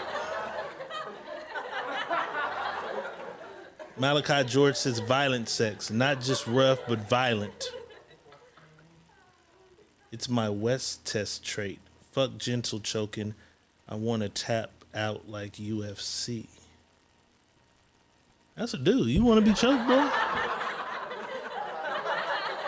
Yep. Chris Black says Baccarat is his game. Sharice Stamp said definitely love being choked during sex.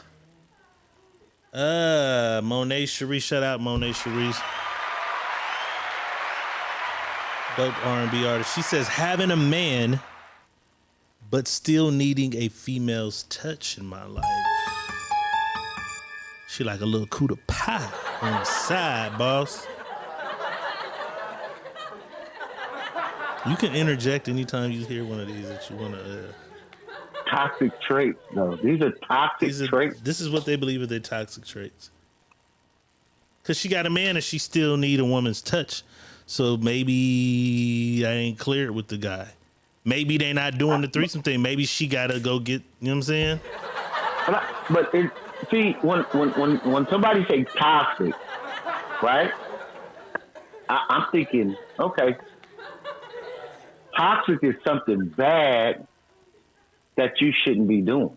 If you're in a relationship with a man and you're sneaking to get some pussy on the side, that's pretty toxic for your relationship.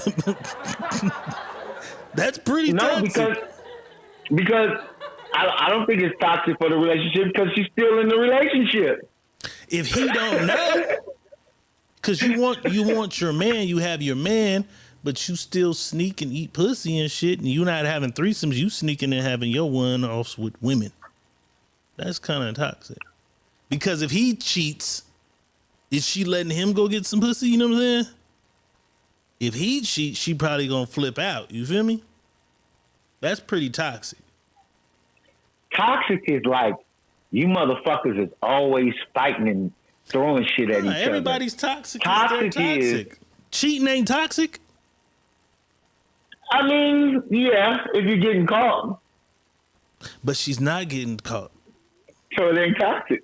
Nah, see, you always making your own meanings for shit. Here we go.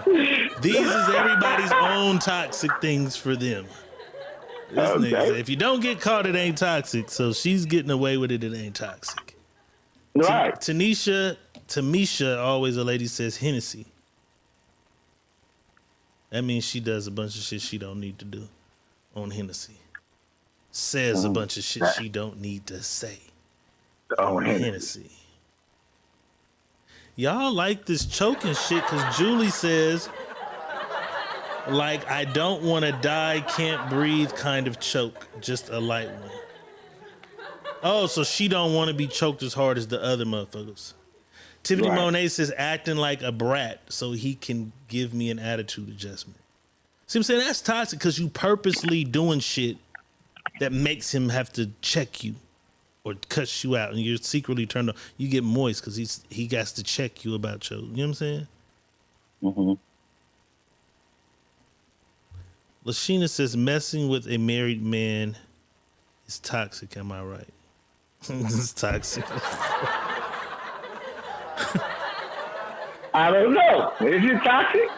That's toxic. Or is it just something that you like to do? That's pretty toxic. That's pretty toxic. Mandy says toxic is like flat tires, busted windows, etc. So right. Toxic can only be violent. Okay. Yeah, y'all think toxic is... Pam says eating ain't cheating. Eating ain't cheating. Okay. Mike Larry says the toxic male associates I have disassembled myself from. It's women, friends, and not on sex shit. They just always seem to get in shit and somehow involved, or my opinion is warranted. Can't win for nothing. Yeah, you got to put we just said it the other day. You got to have yourself around motherfuckers that is moving in the direction you want to be in, or they already in the place you want to go. And it ain't easy to find them type of friends because we grow up and we fuck with the same motherfuckers we always fuck with. You know what I'm saying? So if you got 5 friends, probably 1 or 2 of them niggas is beyond where you want to, you know what I'm saying? Be. Camille says her toxic trait is clinginess. Yeah, let that nigga breathe, Camille. Let him breathe. Now, this was a good one, though. This was a good one right here. Ella Brown. This is toxic as fuck. If none of these other ones have been toxic, this is toxic. For sure. Ella Brown says, I like when he accuses me of having somebody else. I have to reassure him that he's the only one I want so he can feel important, but really it's a toxic mind game. You purposely playing with a motherfucker. In order for him to think you got somebody else, you're giving him signs and showing him shit to make him believe that you got some other shit going, and you enjoy that. That's pretty fucking toxic to me. No, that's just she's a fucking mental patient. Nigga's crazy. A fucking mental patient. It's not toxic. You're just a fucking mental patient. That's you got some screws. Man. You got some fucking screws loose that you do some stupid shit like that. Too, but that's pretty fucking toxic. That's pretty fucking toxic. It's poisonous to your relationship that you keep doing this to this dude. You keep this motherfucker on the edge of his seat thinking you have someone else. And you might do, because you ease his mind and make him think he's the only one, and then you're right back. That's your ad. Just wonder you was licking the yellow bus when you was going to school. Licking the window on the yellow bus, hitting your head on the window. Damn it. Taylor Jordan says, starting arguments so we can have makeup sex. This is crazy. So y'all deliberately be doing a lot of shit. I'm glad I asked this kind of shit, because now I know. Toxic. So Clinginess is toxic. Hennessy is toxic. Depending on what you do after drinking that Hennessy. For sure. Playing mental mind games is toxic. For sure. So it's a lot of toxic shit going on that you motherfuckers really do out here. We asked them to admit what they toxic was.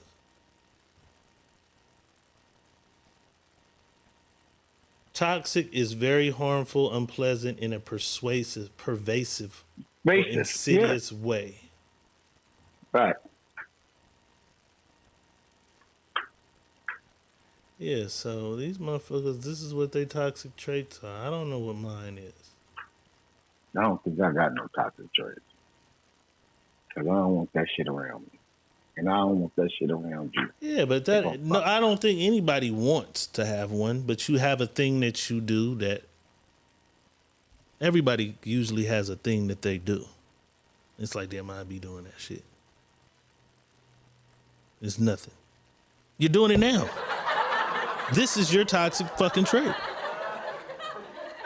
Saying I don't do it? Saying you don't have a toxic trait is your toxic trait. Saying you don't have a toxic trait is your toxic trait. Knocking women just to see if I still got it. Hey, Mike Larry, I had a run of that. And I had to stop because I was cooling. I was fucking with somebody and it was cool. We was cooling, you feel me? But I would do that. I would just see a motherfucker in the store and it'd be like, hey, how you doing? And boop, boop, boop, boop. I got a motherfucker phone number that I ain't finna call. Or I text 3 or 4 times, you feel me? So I had a spell of that too. I was knocking everything moving just to see if I could still do it. You know what I'm saying? I had to stop that. That was about 3 years ago. I was a code. Let me just test and see if I still got it out here. Sometimes you got to see if you still got it. Look, he said, Mike Larry said, I love the chase. Chris Black says, is toxic traits and bad habits the same? I don't know. I guess it is. It's every man for themselves right now. That's what I'm saying. You got a different bad habit? Your narrative of what your trait may be something else. It may not be a toxic thing. It just may be something that you do to toxic a bad for habit. me is it's affecting somebody else. A bad habit is some shit for you and you only. Like, you got a bad habit of doing this it's you.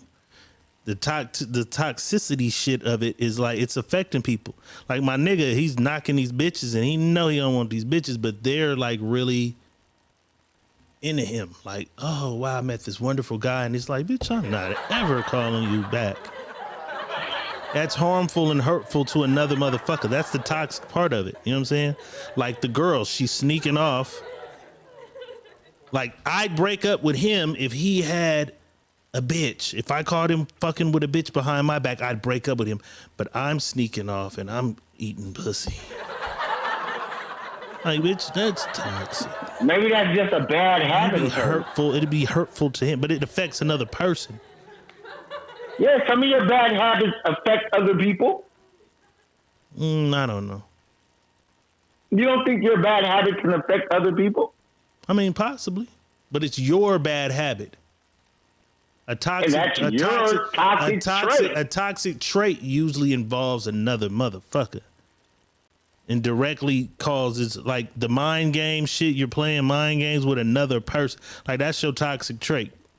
Making a motherfucker believe that I got somebody else. I keep them constantly thinking that there's another person. Then I reassure you that you're the only one for me.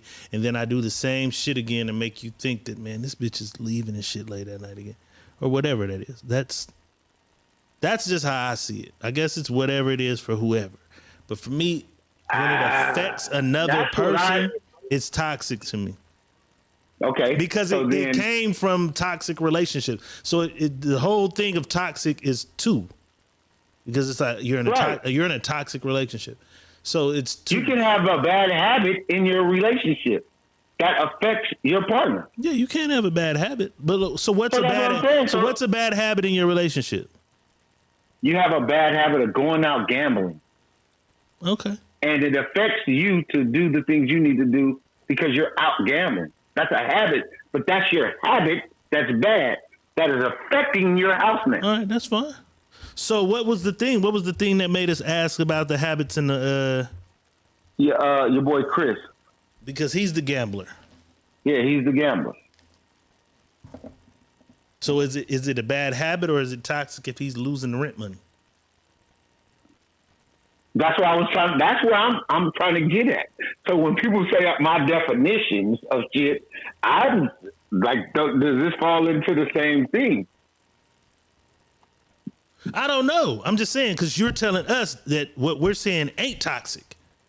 Right. That's what. No. What I'm saying is what Chris asked the question. Chris asked is Chris said, what did he say? Are bad habits and toxic the same thing? Toxic traits and bad habits the same thing. Right. I'm saying, yeah. If toxic, if that's what we're saying is a toxic trait, then a bad habit is a toxic trait too. It's all the same shit. Because your bad habit affects another person when you're with them. If you have a bad habit of doing something and you're with a partner, it's affecting them. That's what you just said. A toxic trait affects the other person. Possibly. That's all I'm saying. I think you can have bad habits that are only for you, though.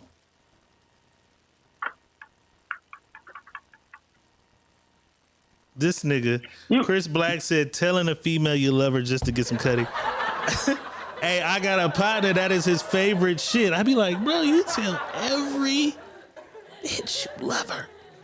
Stop doing that shit. I love you. Oh, I love you. I'm like, quit telling them that. Somebody's gonna stab you one day. Mike Larry said it's a bad habit if you can't quit. It's toxic when you start losing money and you need for a necessary. Wait. If you can't quit, you're gonna lose some money. Even if you win.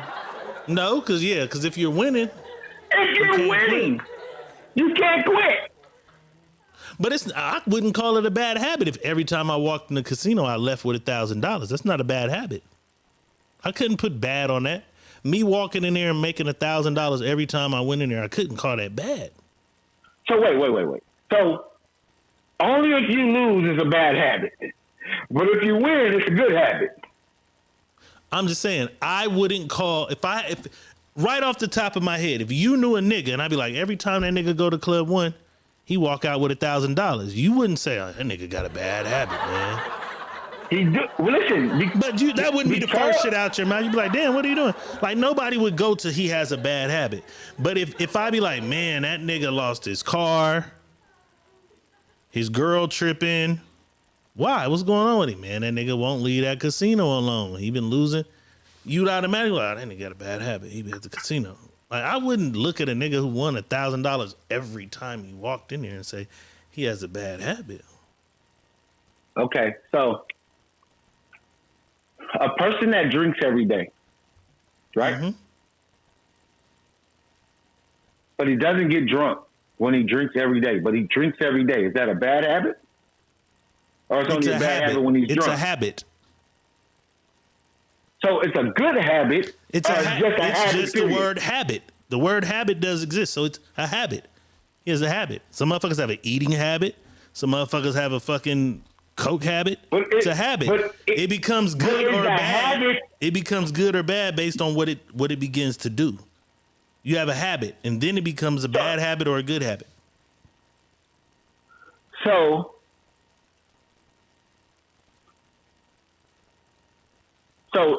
if he doesn't get drunk and he consistently drinks, it's just a habit. I don't really know. I don't even know how to fuck. How do you drink and not get drunk? It only takes point whatever. After 2 drinks, you're drunk. Even though you say you won't, you're not drunk. Legally, you're drunk. No, because what I'm saying is, it's people that come home from work every day, have one shot, have one glass of whatever the fuck every they night. drink. Every night, though. Okay. Is it just a habit, or it's a bad habit? Is it even a habit? Yes, if you do it every night. Or is it just a thing? If I wake up and drink a bottle of water every morning, and a bottle of water before I go to bed, is it a habit, or is it just part of my routine? See, now we got to break down what makes something habit, and then from habit, because like motherfuckers say, you either have good spending habits, bad spending habits, good saving habits, bad saving habits. But there's habit. There's the word habit, and then there's the good and the bad of it. You know what I'm saying? Look at this nigga. A beer once a day is fine. He felt attacked. A beer once a day is fine. You keep your ass out that 500 club. Now it's an addiction. Now it went from habit to addiction. So what's the difference? Drug habit, drug addiction. No, because a habit is not an addiction. Let's go to Google. It's not. Let's go to Google. Google says a settled or regular tendency or practice, especially one that is hard to give up. We stay together out of habit. So the definition you read is habit. That's habit. Okay. So what's an addiction? I don't know. We got to go see. Because it don't have nothing to do with addiction and habit. Okay. Addiction adversely affects the power to think, make decisions, and also affects behavioral patterns. That's different. Let me finish reading. A habit is generally non-destructive. A habit is one that is annoying and tends to have negative effect, but the negative effect is somewhat negligible.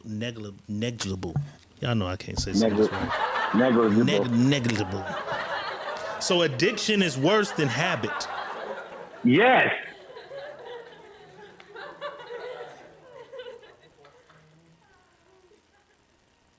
Yes. So let's say we're saying the alcohol situation, right? If it doesn't affect you, it's a habit. It's a habit. I have a habit of drinking a glass every night before. Every night. Right. You feel what I'm saying? It becomes an addiction when it's uncontrollable. When it's uncontrollable. It affects the power to think. Like Tamisha said, Hennessy. So Hennessy is that's not a trait. It's that's an a addiction. habit. She has a Hennessy addiction in. Right. That's not a toxic trait. See what I'm saying? This shit done went way somewhere else. We learned some other shit. No, because people, this is why I did this, because I didn't read it, but I read it. I didn't say it out loud. I read it, and I read what it was saying. I don't change them. I go from the word, and then there's going to be a highlighted word in that word when it gives a definition. Mm-hmm. Then I take that and then come up with a conclusion of, you may think it's this because this is the way you read it. I'm not changing it because I'm reading it this way. So what are you saying? And now I'm just saying, somebody tried to say I changed my definition to fit me. No, I'm only reading it how I'm taking it. When I read the definition and it gives me a highlighted word, that highlighted word is there for a reason. So when I break it down and you give me this, I got to go read the highlighted word as well. And then just like you did, habit and addiction, it's two different things. But when I say these two things don't mean the same because they're not the same thing, people think I'm trying to change the definition. I'm not trying to change it. I'm just telling you it's two different things. We're reading it and only reading one thing to mean something, but there's another thing in there that's going to separate it. So it's two different things. That's all I'm saying. So yeah, it's I'm not just just trying for my to. definition. I'm just trying to figure. I don't even know how the fuck addiction even got here. Because somebody said that if he was doing the drinking every day, then that's an addiction. We went from toxic to habit to addiction. Toxic habits. We went from toxic traits to habits to addiction. Got all kind of shit going on. Mike Larry says church is toxic. Could be. Depending on what you take from it, that makes it toxic to you.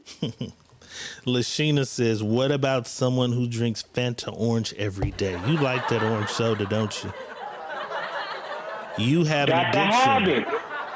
It's a habit or an addiction.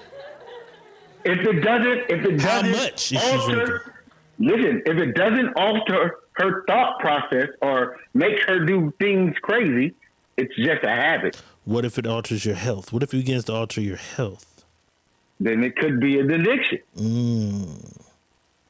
If it alters your health, because if all you're drinking addiction. is Fanta orange soda, right? Now it's an addiction. See what I'm saying? All right, well, this nigga, I got this from this nigga who walked up on the street and asked these young ladies, and some dudes too, what was their toxic trait. Let's see what some of their answers were. That you like? When they tell me to shut up, puts you in your place. It's just hot, you know? Like, Hey, what's something toxic that you like? being a little abusive. When he get real jealous, when he see me talking to another boy, he take it out on me. So Hey, what's something toxic that you like? I like when people don't let me leave. Hey, what's something toxic that you like? When my man choke me out when we arguing. Hey, what's something toxic that you like? I like causing a scene in public so I can embarrass you. Like, Hey, what's something toxic that you like? I like when my dude like yell at me a little bit. Like, Hey, what's something toxic that you like? when they're controlling, like tell me what I can and can't do. Mine's when he gets into fights with other guys. Oh yeah. You can fight? Okay. Yeah, yeah, I came with him. Hey, what's something toxic that you like? I like to manipulate people. Sometimes when I know that their emotions are easily manipulated. Hey, what's something toxic that you like? Oh, we at least gotta break up once a week, so I know you still love me. Hey, what's something toxic that you like? Like when she like the gravy. Hey, what's something toxic that you like? If you don't think I'm right, I gotta start a fight with you. not knowing what to expect one day and the next day you're just being f***ed over. What's something toxic that you like? When they tell me to shut up, puts you in your place. It's just hot, you know? Like, Hey, what's They kind of all went the same place the people from my comments went. Some dick and pussy shit. Dick and pussy shit. Except the last girl. She was like, my toxic trait is I like to manipulate people. Hey, she went to a whole nother realm. She was like, I like to manipulate motherfuckers. Like, this bitch is dangerous right here. Hey, when I know they're weak, I play on their weakness. I said, this bitch is crazy. She's a different animal. Yeah, y'all. She's a different animal. Whoever watched that and know who that girl is, stay the fuck away from her. She's a different animal. Y'all better stay far away Tell her from inbox me. I got a job for her.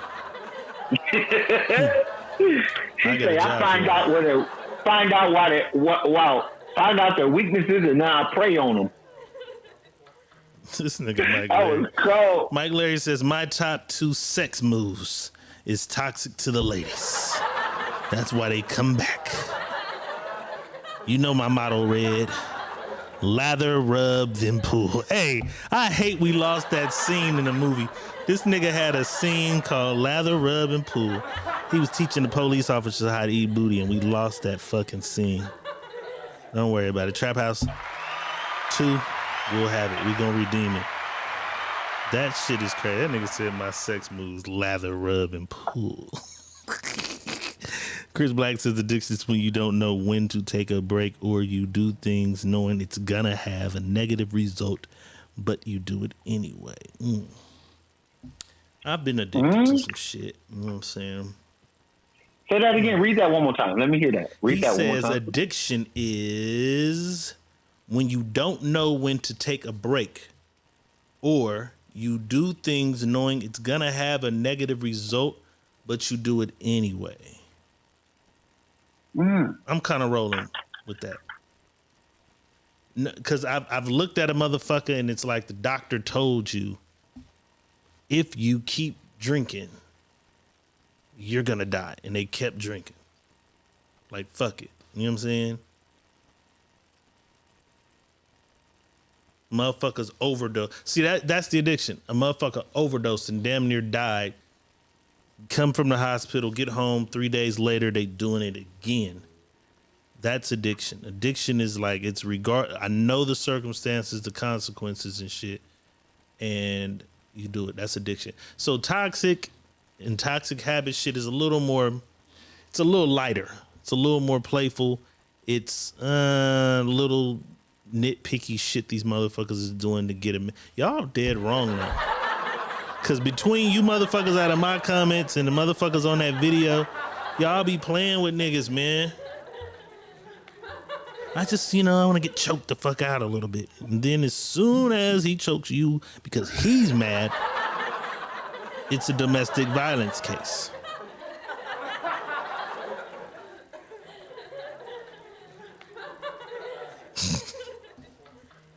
Mike Larry says, I look at ass when I'm with my girl to get her reactions just to know. You looking at ass because you wanted to look at that ass walk past. Right. That's a good way to make a motherfucker think that's why you looking. I'm just looking at the ass to make you mad.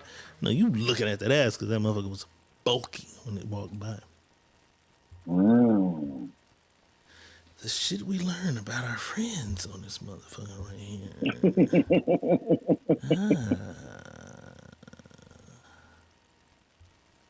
You know what I'm saying?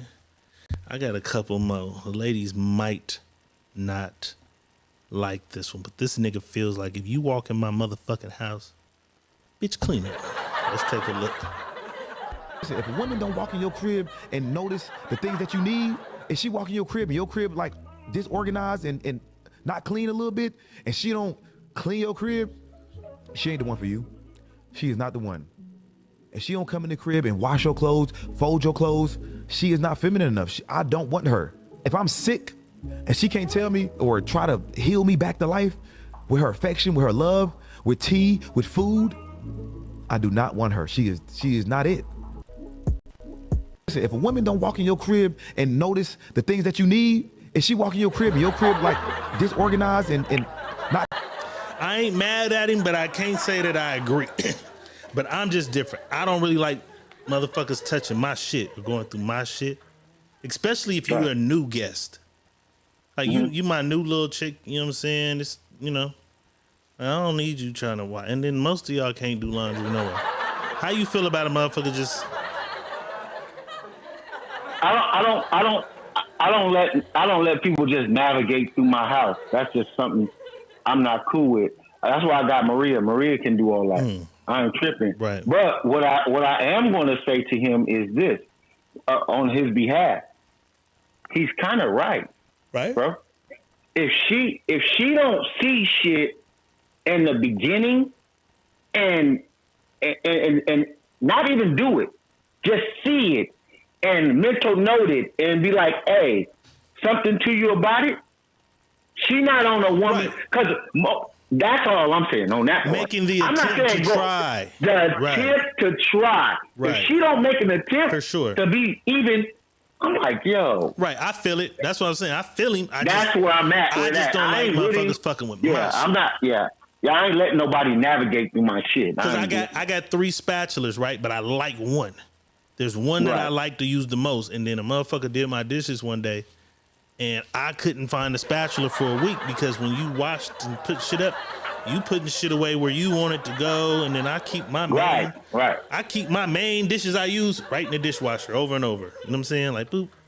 They don't even go up in the cabinets and drawers, because that's my main go-to skillet I like, my main spatula, that shit right. She didn't know that. She did my shit and put my shit away somewhere. I was mad about it. But I get it. I feel what he's saying, though.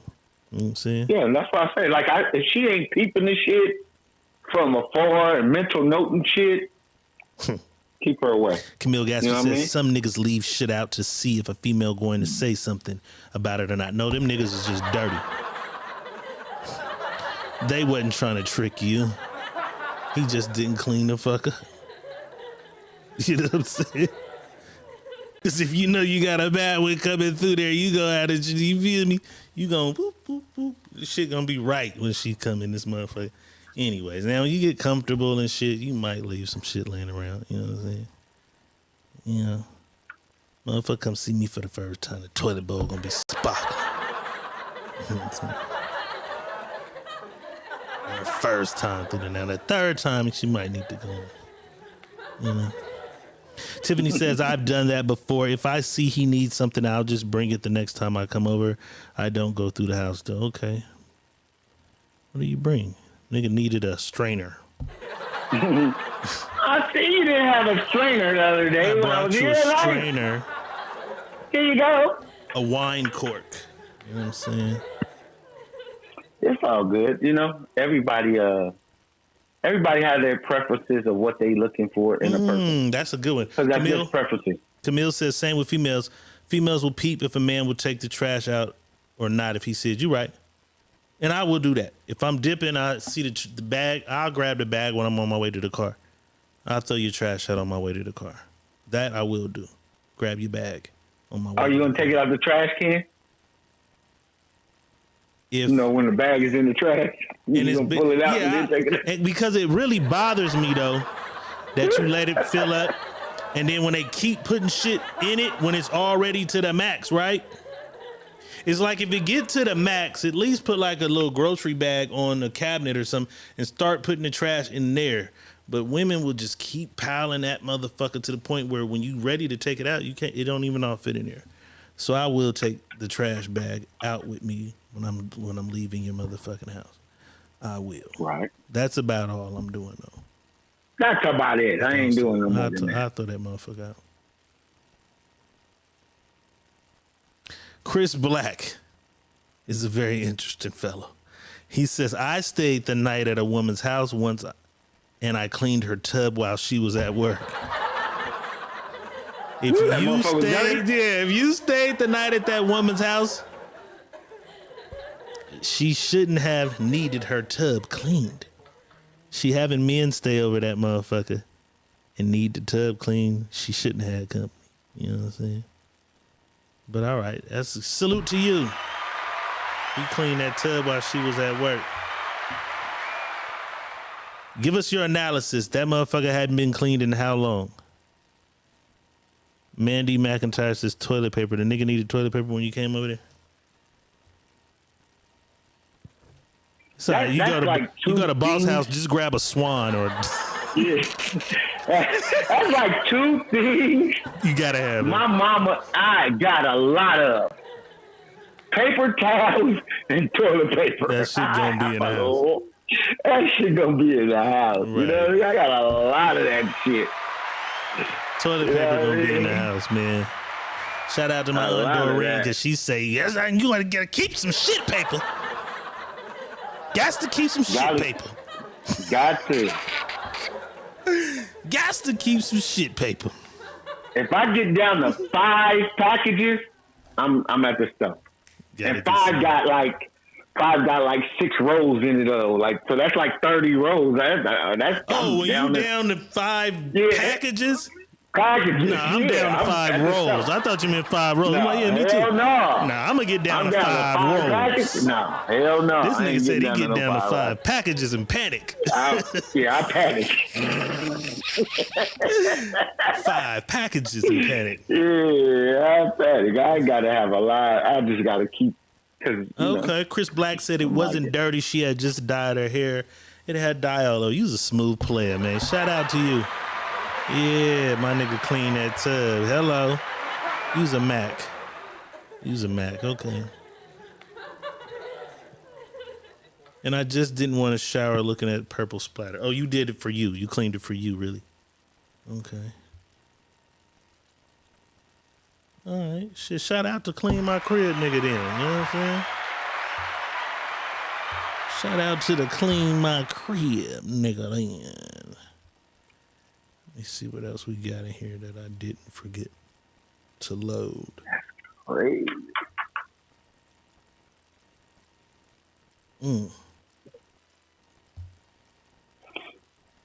Yeah, I gotta have toilet paper. Okay. It's kind of a touchy subject. Rest in peace, Young Dolph.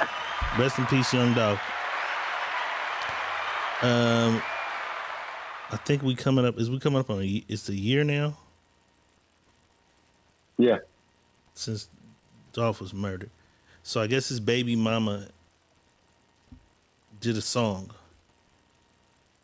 for the shooter. Let's take a look. It says, after Dolph was taken from us, I spent endless amount of time trying to process how my life took a turn for the worse. So I wrote this. All right, now you can mute up. It's going to play now.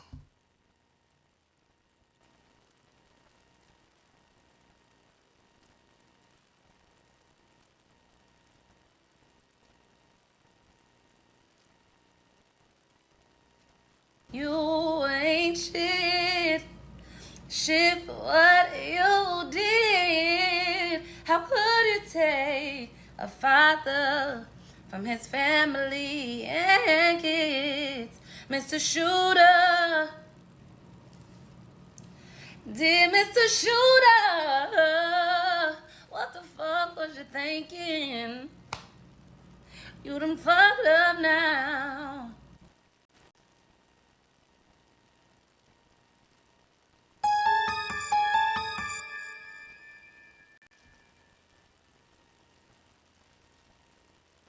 What you think? She can sing.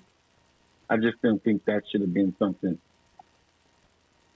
Yeah, I don't think so. She should have been. Rest in peace, my nigga Doctor.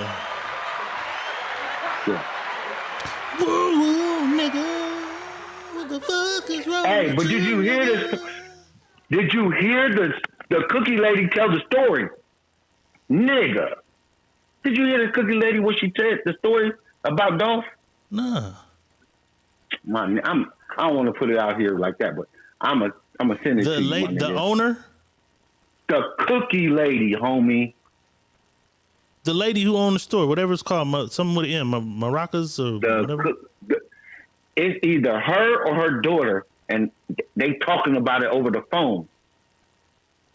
Bruh, it's crazy. Oh, so she's not talking to the internet. Somebody stole a call. Got the phone call, bruh. Send it to me. Bruh, that shit had me crazy. Damn. That shit was, and now to me, I'm trying to play this shit all the way back, right? Like, that's weird. Like I'm thinking about the whole shit. Like, that's weird. Why would they even say some shit like that?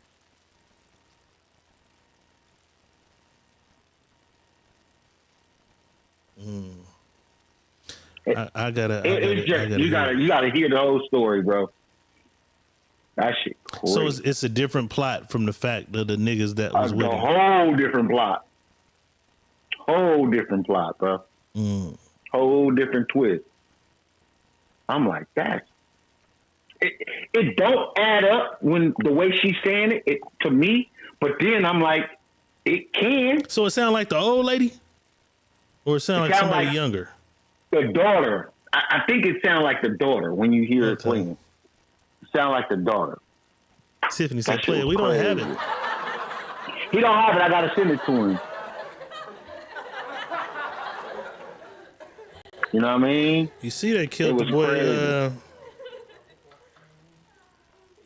Black his brother, yeah. His brother. That shit crazy. He went on a rampage. Let me lighten the mood. Rest in peace, Dolph. We lighten the mood. Yeah. This nigga YK Osiris is back in the motherfucking news again. Owing somebody else some money. Let's take a look. But I guess I got to. Y'all know I cut my first celebrity client, YK Osiris, last week. I charged him $150 for the cut. The cut went up. He paid me $200. He tipped me $50. No complaints. But he had hit me up to come line him up last Tuesday. I went, line him up. I charged him $100 for the lineup. This nigga hit me with the, all right, I'm going to cash app you. Instantly, I knew. I was like, I'm like, I don't think he going to do me like that. It's just $100. It's not $100K. But in fact, he did. I'm in LA right now. I was in Atlanta at the time, so it was 3 hours, so it was at 10 o'clock. I was like, no, I'm gonna give it a few days. Maybe he's super busy, so I gave it a few days, right? Up until yesterday, I got tired. I was like, okay, cool, let me hit him up and see what's going on, because it's been too long. This is what he says. And then proceeds to post this video on his story. Hey, look, I'm cash apping everybody's birthday this in September. Don't ask me why. Bro, I'm like, this can't be real life. Like, this cannot be real life. What's crazy is when I posted the video, I had my followers commenting, like, make sure he pay you because you know he like to run off. But I was being so naive. But it's all good because it's never about the money. It's more so about the principle. And God don't like ugly. You reap what you sow, man. But man, y'all better be careful out here. These folks shiesty, especially these celebrities, man. The internet is, but I guess I got to. Y'all know I cut my first. I will give you the world, baby girl. But he ain't paying for no motherfucking haircuts. You feel me? $150 though. He felt like he did a favor.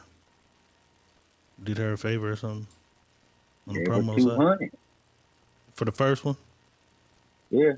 So she gave him a deal on the lineup. And he got out of there. Got out of there. I just said last night I got a homeboy. That's his favorite shit. I'm going to cash app you right now. Bro, send that, dog. Send that, bro. Well, $100 for a lineup was goddamn. Remember, you talk about $30.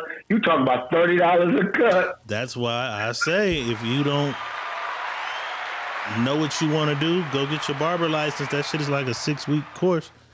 Get your money, my nigga. If you can find your way to some celebrities, you really good. You know what I'm saying?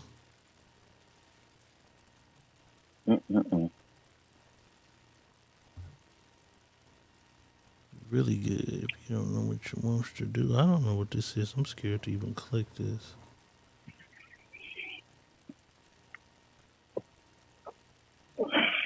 I'm scared to click this. I don't know what that is. I ain't risking it.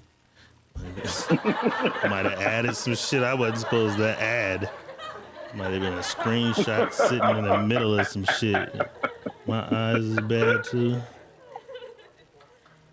I'm not fucking with that. You heard me? Marquise Earl says, I don't do cash app when it comes to haircuts unless you family. Even if a nigga standing right there, he can't beam it to you right there. Like, don't let a nigga leave.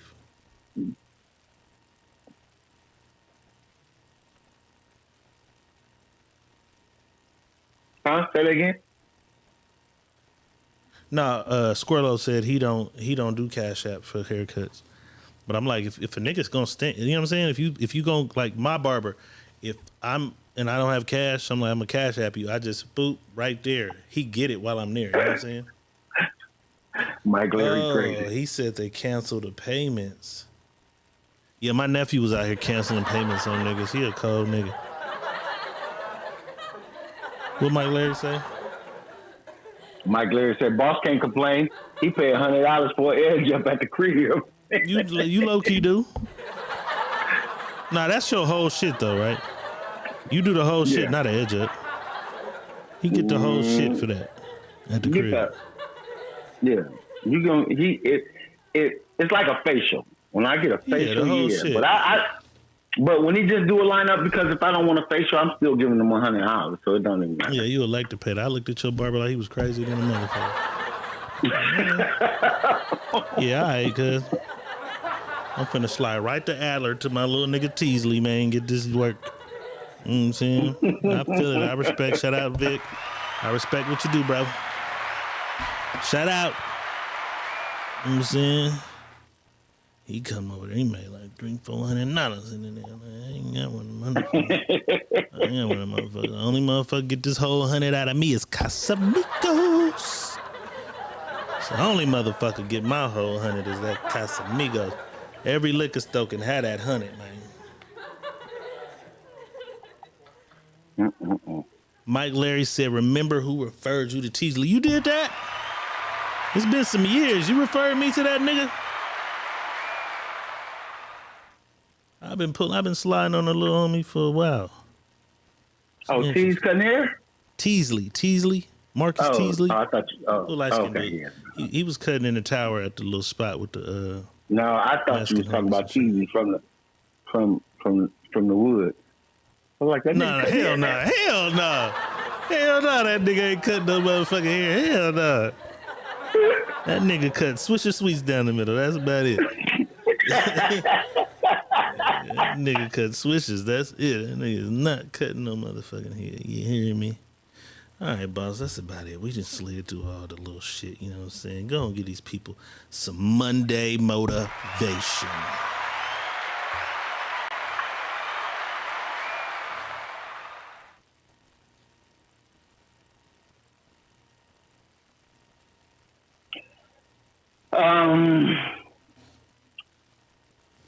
Strive hard. Believe in yourself. Let people doubt you and use their doubt as your motivation. What you do today depends on you and how you live tomorrow. So, stay focused. Stay working. Strive hard to improve what you didn't do today. Fix tomorrow if you get another chance tomorrow. Always try to do your best and be the best. And again, I'm going to tell y'all this. Focus on you. Find out who you are, what you like, what you do, and know yourself. Fuck what everybody else thinks. Fuck what everybody else is saying. Look in the mirror and address yourself. And hope you have a great motherfucking day.